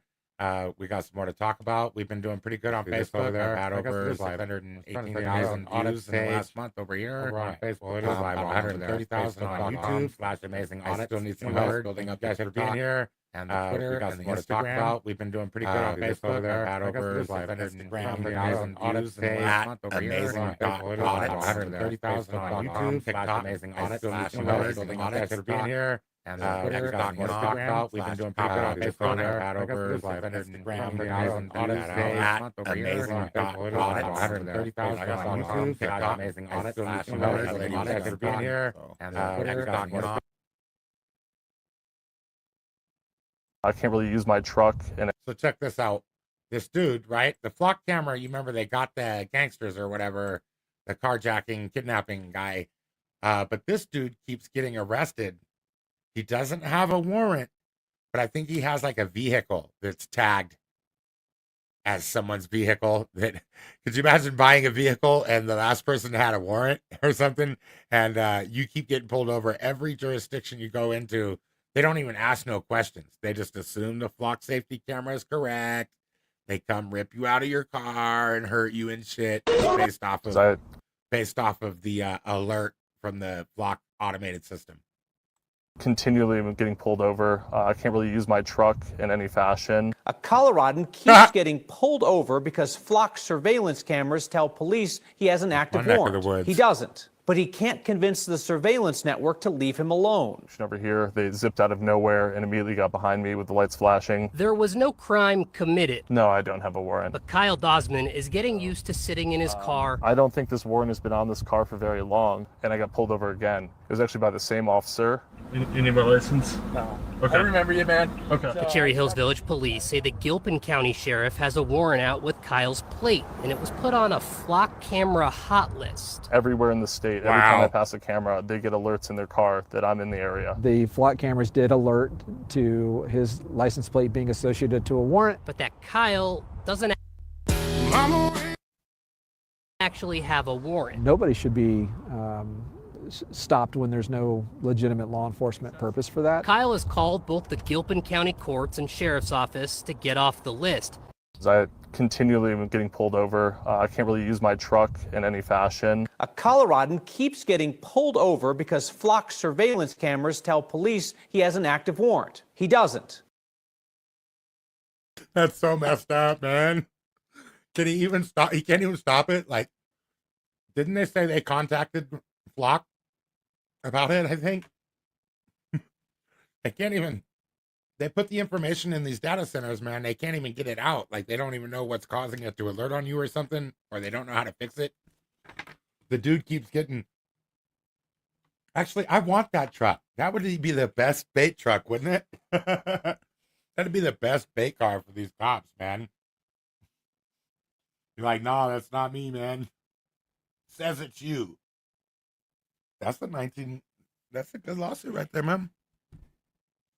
Good 1983 lawsuits. Keep getting pulled over. Is there a lawful reason you stop me? There's not. I don't think that's lawful to stop someone because of a flock hit, is it? That's a good question. Let me see if I can ask Google real quick.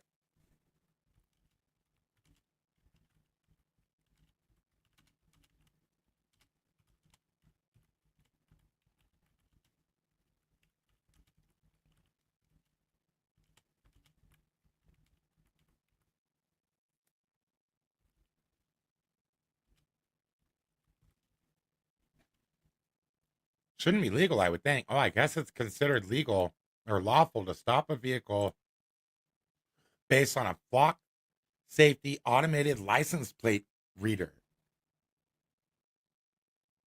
But they don't have any. I mean, is it reasonable? It's articulable. It's definitely suspicion, but it doesn't seem reasonable to me. I think they'll lose on that one in the end. It doesn't seem reasonable. You should have to do some other thing, like a visual check. I looked, I seen it was the guy. That would satisfy me. You know what I mean? But if you're just saying, nah, man, and you're not even bothering to check to see, and you don't have the due diligence to make sure you got the right guy, you're just basing everything off of an automated license plate reader. That's messed up, man. You're a bad person, whether it's lawful or not. I mean, that's bad. You're a bad person for that. That's my take anyway. Tell me if I'm wrong in the comments. I'm willing to be proven wrong. Don't engage my driver. Back up. Oh, here we have Chili DeCastro. And this is an interesting view. We've got the Review Journal released some of the body camera footage from Chili's arrest in Las Vegas.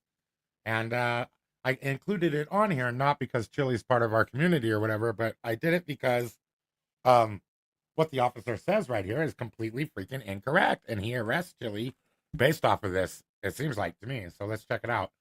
He says that the lady in the car right here, the officer says the lady in the car right here has the right to privacy. And I just don't remember that. There's been no reasonable accommodation for privacy made here for her. And the officer thinks he can make that privacy in public. But there is an actual right to press, to free press. So Chili has the rights to be here. There is no right at all to privacy here. Hey, back up. So Chili was talking to the driver. He doesn't like cops. He was probably telling the driver not to trust the cops about how bad the Las Vegas cops are. I'm betting. I mean, I just had to guess, but speculation, knowing what I know about Chili, that's probably something he was saying. You're not involved. You can film, but you need to stay away from my driver. Back up. He's not even interfering. The officer's totally made this stop about Chili now. And he's going to let the driver go so that he can arrest Chili. Watch. Back up or I'm going to detain you. Back up or I'm going to detain you. Why? And it's windy, so he wants him to be back so far the microphone can't hear nothing. So she can have privacy. I think he should have won his case based off of this arrest is unlawful right here. The cop only wrongfully arrested Chili so that he could create privacy where there was none due. We're obstructing. Get away from my car stop. Okay. Any cop should be able to do his job. He should feel safe and secure with everything that he has to conduct. I've seen it happen all the time. I could be standing feet away from cops. They have no problem with you standing there filming. It's crazy to think that he targeted Chili right here. Just do your job. This should have been a clear Houston v. Hill, in my opinion. But the other thing is, too, I think you should not talk to police if you're filming them. Chili and a lot of other people, like myself, get to talking to the cop, and that's a huge mistake. My advice to anybody out there is to never, ever speak to cops under any fucking circumstances. If you're driving, you could show them your driver's license without giving it to them, and you don't gotta speak. Facts. Facts. You're only required to present your ID when you're driving a vehicle. And otherwise, unless you've committed a crime, the cop has no reason to stop you. So there's no reason to speak. His training is just to take your words, body language, and use those two things to put you in a cell. So don't talk to him. Chili gets arrested right here. Listen. You know, all he had to do was stop trying to be the right guy and just stand there and don't say nothing. Because they're not going to have a case if you didn't say nothing. There'll be no case. Literally. Because you didn't, the only way he could really arrest you is if you basically are saying you won't move. You know, you sat there and said nothing. then he doesn't have that. She deserves privacy. This is She not your deserves business. privacy. Don't engage my driver. Back up. So there's a chilling effect on free speech right there too, immediately. So the officer has no authority to tell people not to speak to each other. That's legit. That's legitimate. He does not have any authority to say what he just said at all. You have no right to tell people not to speak to each other as a cop. That's a violation of free speech. Hey, back up. Now that you can do, but you can't say don't talk. He literally said don't speak to my driver. Back up. You're not involved. Listen. You can film, but you need to stay away from my driver. Back up. Back up or I'm going to detain you. For obstructing. Get away from my car. Obstructing. Now, obstructing is supposed to be a physical act. If you come in between the officer or firefighter that's actually doing their duties, or you refuse to leave a premises where you might be unsafe. That's what I've heard. So how's he physically obstructing the officer?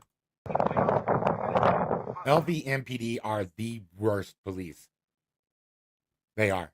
I don't care what anyone says. I've had tons of experience with them ruining my life and seeing them destroy my friends' lives and stuff. Like, the LVMPD are absolutely animals. They're the lowest form of human life, actually. I don't want to call someone an animal. God forgive me for that. But they are the worst. They're the worst cops. They're the worst tyrants. They're the worst ones there are, in my opinion. If you're ever in Las Vegas, stay away from the cops, man. Don't ever jaywalk. They will ruin your holiday for jaywalking. Okay. You know, it's a commonplace for them to tase you, and beat you just when they were asking for your ID. Listen. She deserves. You go to get your ID and they tase you and then mace you and then beat you while you're in handcuffs and shit. Pull you out of your car, tell you quit resisting. That's how they are. There's a video out there. It's called What Happens in Vegas, I think, or something like that. I have it on YouTube. Let's see. Yeah, there's a movie on YouTube. It's a documentary about how the police in Las Vegas, they shoot somebody and they call that a vacation. That's what they call it, man, when they shoot somebody, because they get 6 months off while it's investigated. They get paid time off. Here, let me make sure I got yeah, it's called What Happens in Vegas.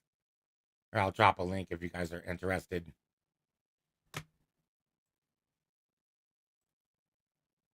Here, I'll put the link in the chat right now. You guys can watch this supporting documentary that supports what I was saying about LVMPD. Privacy. This is not your business.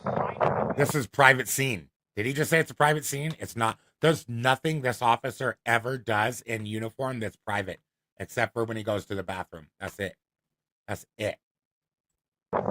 Everything he does is public record, public interest. It's all public. He's an officer of the public. He's a public office. Okay. You're being detained right now.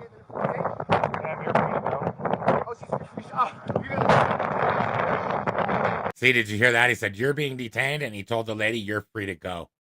Come over in my car. This helps his YouTube channel. He called the officers here in my courtroom today pigs. He called and he's nodding his head up and down. I don't know how anybody's allowed to record in the courtroom. Maybe the RJ was allowed to. I'm not really too sure. But you're usually not allowed to film in the courtroom. So apparently they never let us. He hates every. See, here's another one. This is not equal treatment under the law. Like, they wouldn't let an independent press journalist come in here. I wonder if any of our colleagues got to record this. And then it looks like the mainstream media was allowed to. Law enforcement officer in the United States. All right. Say that, sir. Are you finished with your request for credit for time served?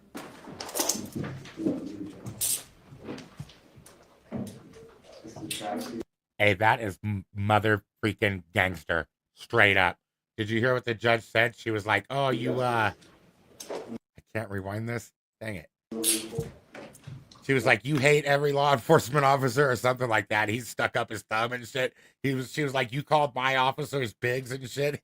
He stuck his thumbs up. Like, that's totally gangster, dude. He didn't start singing a different tune, did he? Political prisoner. Sad. Don't engage in my drive. Dang, that's messed up, man. Sorry, Chile. They got him too. I hope he sued him back. Just because you're found guilty of something doesn't mean the law didn't mess up when they arrested you and shit. So you still could have a lawsuit against the government. You know that? Even if you're found guilty in court. It could even be something like malicious prosecution. So that could be a civil case. You know, they may have prosecuted you maliciously, which is what I think happened to Chile right there. Oh my gosh. Here in this one, we've got the top cop in Illinois. You guys are you're never going to believe this. Look at the top cop in Illinois, what he does. Because if you make the most tickets or something or arrests, then you get to be the top cop, they call you, I guess, in Illinois. So check out what this man was doing. This is one of our great officer heroes, man, right here with the boots that everybody like to lick on. As the I-Team first told you last night, hundreds of drivers have been arrested for DUI by the state's top cop, a moniker given to the member of law enforcement who's made the most DUI arrests in the state. But in court records, attorneys have accused the top cop of fabricating evidence and violating drivers' civil rights. Drivers like Sherrard Holland. Doing a favor for a friend of mine. As the sun rose on the morning of June 2nd, 2024, local restaurant executive Sherrard Holland says he was confused when he saw the police lights. I pulled you over because you swerved. The son of a Chicago police officer, Holland says he was the designated driver for a coworker after working overnight when he was pulled over by Illinois. Yeah, you pulled over the wrong one, bro. You did it on the wrong one. It was the designated driver, man. You screwed up. Yep, it's just like a scam artist. You eventually find the one, don't you? Illinois State Police Trooper Kevin Bradley. After speaking with Holland, Trooper Bradley wrote in his report he could smell the odor of an alcoholic beverage emitting from the vehicle. We're going to relocate. Suspecting DUI, Bradley asked Holland to continue driving down the road to a gas station. There, Bradley accused Holland of driving drunk. When asked if he would submit to field sobriety tests, Holland calmly refused. No, thank you. No, thank you. Thank you. I'm ready back. For what reason? Be under arrest for driving under the influence. In this dashboard camera footage, you can see the trooper searching through Holland's things before his car was impounded. Later that day, when Holland needed his MacBook, he noticed it wasn't on his inventory slip. He says he assumed it must be with his car at the tow yard. I decided to ping my MacBook, which was missing, and it pinged to his. Man, check that out, man. It pinged to a house, man. Look what happened. The MacBook is in this house. Here he come out. The wife is recording. The dude come out with dude's MacBook, man. But at first he tried to deny it. Is waiting in his car. You can see the trooper walk out and hand Holland his MacBook. The trooper even opens his garage door to show Holland his state police vehicle. It was a very traumatic interaction with him. A Tinley Park dispatcher eventually called Holland back. Is everything okay? You're fine? Yeah, he's a police officer. For some reason, he took my MacBook home with him. Oh, gotcha. Okay. Perplexed. Yeah. You probably want to speak to a supervisor over there. That's what Holland did. He filed a complaint with the Illinois State Police. Oh, man, could you imagine you get wrongfully pulled over? The dude arrests you on some false-ass shit, dude, some suspicion of DUI, and you're going to get out probably the same night and everything. Like, you don't have any alcohol in your blood, they're going to release you immediately. But then the dude did it just to steal your property, baby, too. He pulled people over, take them to jail, because the incentive is he could take some of their property home with him by secret crime. That's awesome. Top cop, man. Top cop. Love it. Stole the MacBook. Hey, that reminds me. Did you know that police departments steal more in public asset forfeitures every year than all of the thieves combined in America? Yeah, the police are better thieves than the thieves are. Go figure, right? It's called public asset forfeitures, and they keep numbers on it. You could pull into a jurisdiction and you lose your property, and no crime is ever even, you're not charged with any crime. They just take your property. Yeah. Oh, what do you guys think about the weather? What do you guys think? You think we'll have like a dust bowl for 2027, 2028? Is this El Nino gonna take out the soil or what? No, I'm not gonna subscribe to your stuff. Sure, get out of here. Just want to learn about the El Nino, man. A powerful El Nino is set to reshape global weather in 2026. Scientists are still sorting out how strong the shift will be. Some think it could be among the strongest El Ninos we've seen in recent history. Amazing. I wonder if there's a video on it after this ad. I think so. Thank you guys for watching. Leave a comment. Tell us where you're watching from. Where you at?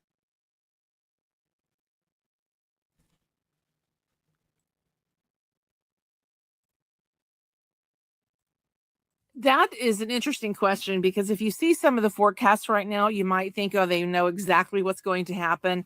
But some of the scientists are very concerned because there's a known weakness in the ability to forecast El Nino between February and May. The spring forecast period has historically been sort of a tricky time. So they don't necessarily know it gets better. So it's particularly tricky for this certain time of the year in the spring, and the climate models have historically been a little bit overconfident. And a hurricane season officially begins on Look at June that hair. 1st. Historically, El Nino can What's you're on this TV? Is it the best you could do with your hair? I mean, it's beautiful. That's what I mean. I'm not suppress saying it's Atlantic great. hurricane. I feel like maybe there's probably some more you could have did though. Beautiful hair. But is that still a reliable rule of thumb with today's warmer oceans? That's a good question, Dana. The scientists say that yes, El Nino can and does suppress hurricanes, and I don't think they're completely clear yet on how much that might be changed by the warming oceans. But one of the things that's been particularly important for the National Hurricane Center is that people need to understand that yes, an El Nino can suppress activity, because once this atmospheric link forms, it creates differences in the way that the winds move across the country. And so these vertical winds that end up dropping down over the Atlantic can disrupt hurricanes and do disrupt hurricanes, making it hard for hurricanes to get those high cloud tops that make them strong.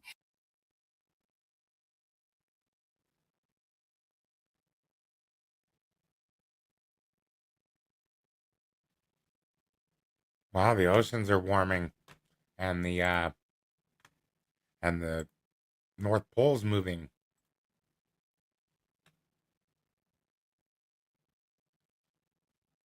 What else we got? All right, guys. Well, that starts the next segment of this show, which is going to be about police fragility and the blue line of white supremacy that divides us. We're going to talk about it some more, guys. I got some articles here, and thank you to Clay Shields for bringing it up, man. We had to really check out. Well, you know, what's what. What makes the blue line a white supremacist thing, or I feel it's a supremacy thing, not specifically white supremacy. It just seems like they've invented another class of folks that is above everyone else. Let me find my tab here.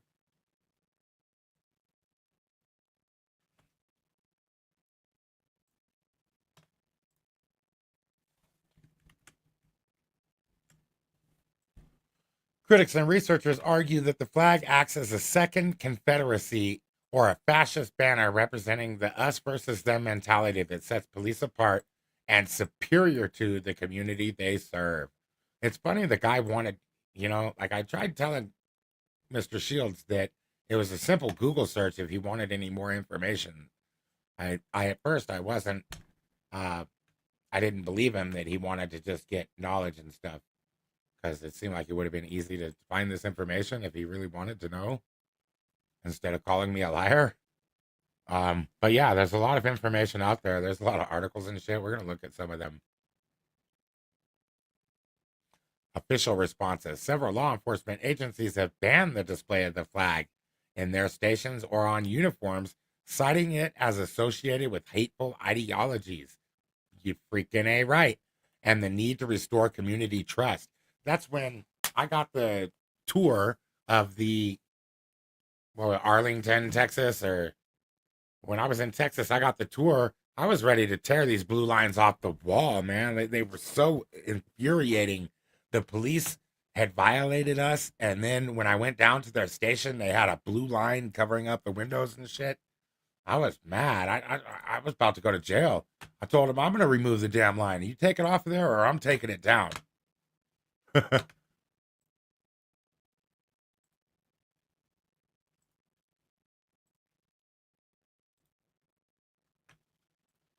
Yeah, you know, what do you guys think? Is the blue line for fallen heroes?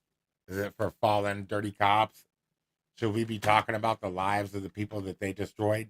Or should we be talking about this guy that got killed in the line of duty? You know? Have you guys ever thought about getting legal psychedelics?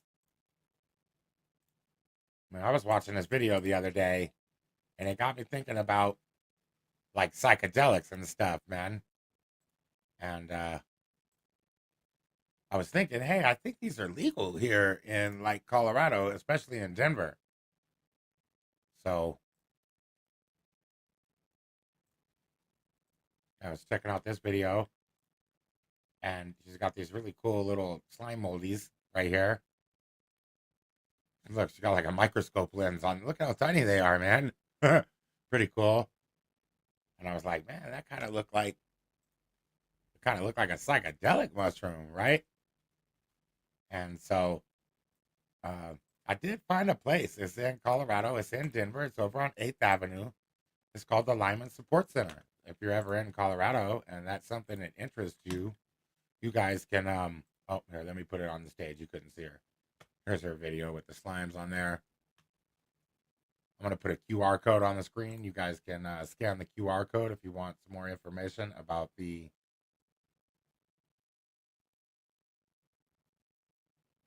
Lyman support centers, where you guys can go in and, like, after 2 p.m. in less than 5 minutes, you could go in and get yourself some funky dunky mushrooms there. Totally legal. I don't know why my QR code ain't right here. Oh, here it is. They didn't put it up there, though. I'm just going to show you the page. It's called Lyman Support Centers. And you check that out. Go over here. Here's all the information. Hours are between 2 p.m. and 6:45. You come in, 21, with a valid license. He gives you a little piece of paper with, like, some journal entry questions and stuff you could ask yourself. Yeah, guess he won the 2025 Psychedelic Cup for most homogenous. They've got all kinds of stuff here. There's a huge community. There's all kinds of articles that he's been mentioned in, I guess. They got DMT pens in there. So if you want to get DMT, you take 3 pulls off this DMT pen and you go meet the entities. They got drink recipes on here. The DMT pen was pretty good. The mushrooms, I might have liked it a different strain or something, but yeah. Anyways, take you no time at all to go in. You don't got to make an appointment. You just ring the doorbell, you push, and then you pull, and you're in.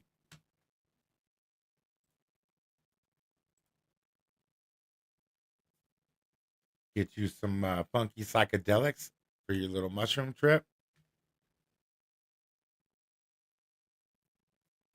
This guy's working on something too, man. He's working on an automated tax system with make stable coins or something, and he plans on paying down. He could pay down the American debt with the stable coin somehow. I don't really understand exactly how it works, but I got some information on it. You guys can check it out. I think I posted it on my Facebook. There might be something on my community tab. Let me go look now. Want to make sure I'm telling you the right information. If you're on Voices of the Silence, come over to the community tab. Okay, I didn't put it on there. Anyways, you can find it on the Facebook. You can find it on the Twitter. You guys follow on those links. You can see more about his stablecoin thing. See, how long have we been live? Oh, that's a good long live stream, about 2.5 hours. I appreciate you guys being here. Thank you so much for commenting, everyone. Check out the Lyman Support Centers if you're in Colorado and you want to get you some funky psychedelics. Check out the DMT pen and blast off. Anyways, I do appreciate all of y'all. Tamsin, thanks for being here. I can see you over on Facebook.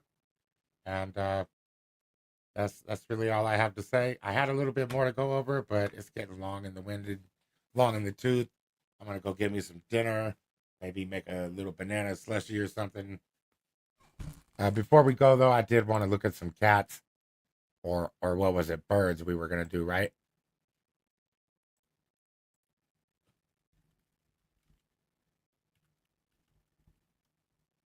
Let's check out some cute birds, man.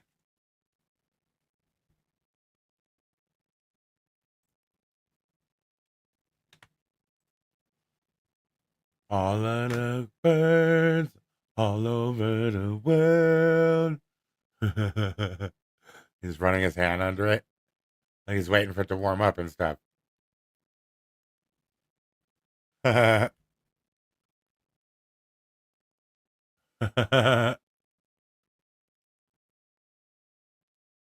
She's getting her work done though. Look. Bird trying to get her. Magpie. I think the magpies are pretty. Cannibal. Little cannibal though.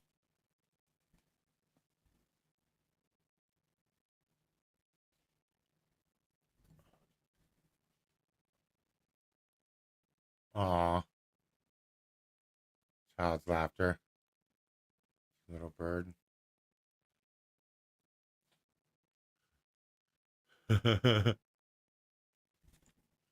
Peekaboo.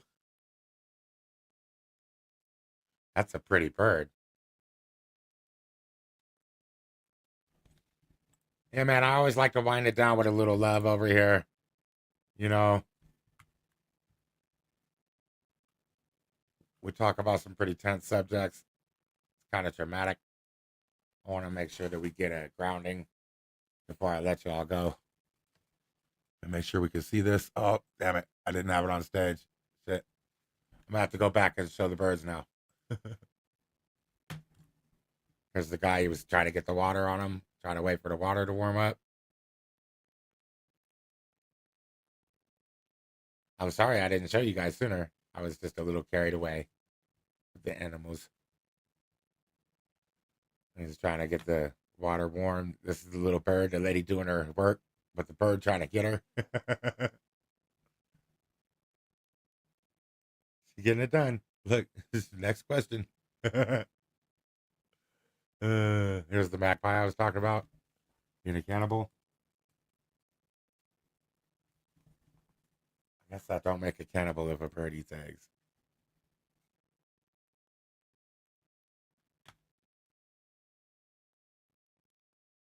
Oh, here's the one with the laughter. Isn't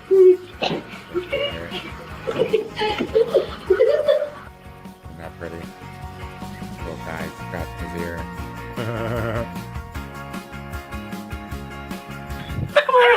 That's the pretty bird I was talking about. I thought I could share this with you guys. Maria!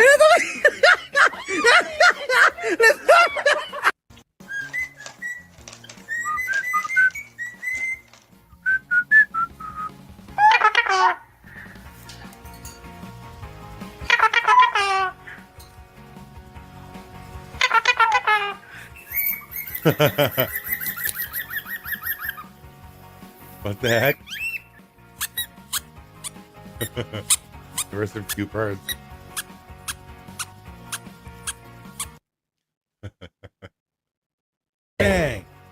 man, what the heck? I mean, he really looked like he shot him, though. The sparks really got his ass. Let's do that again. Pow! Aw. Yeah, he shot him right in his face. Maybe it's like a spark gun or something and not a cap gun. I don't know.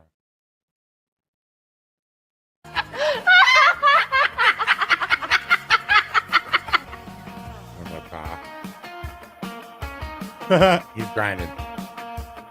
He grinded.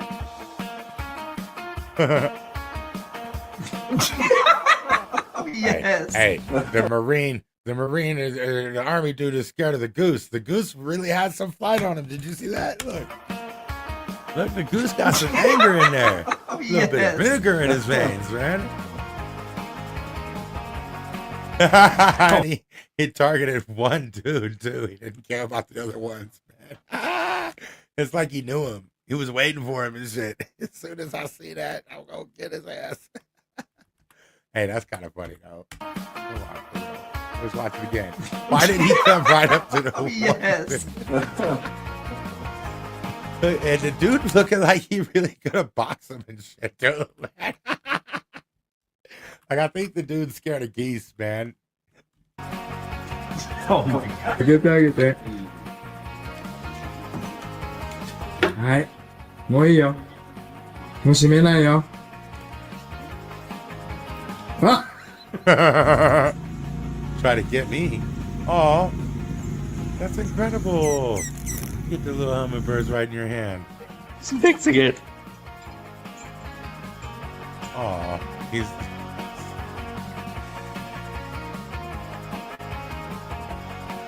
That's cool. That is so cool.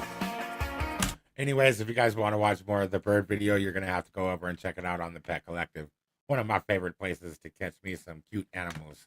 They always got some good clips. I don't know how they get them all, but it's a lot of work to put clips together. I really appreciate their efforts on that. That being said, I love each and every one of you, and I'm glad you're here today with me. I'm glad we could share those cute animals and the thoughts about the blue line. Leave your comments below. I'm definitely interested in having my mind changed about the blue line, but I think even Google knows, even the AIs know it's not that hard to just find a piece of information that's not me, a source that you could rely and trust, and you can see that what I said is right. The link for which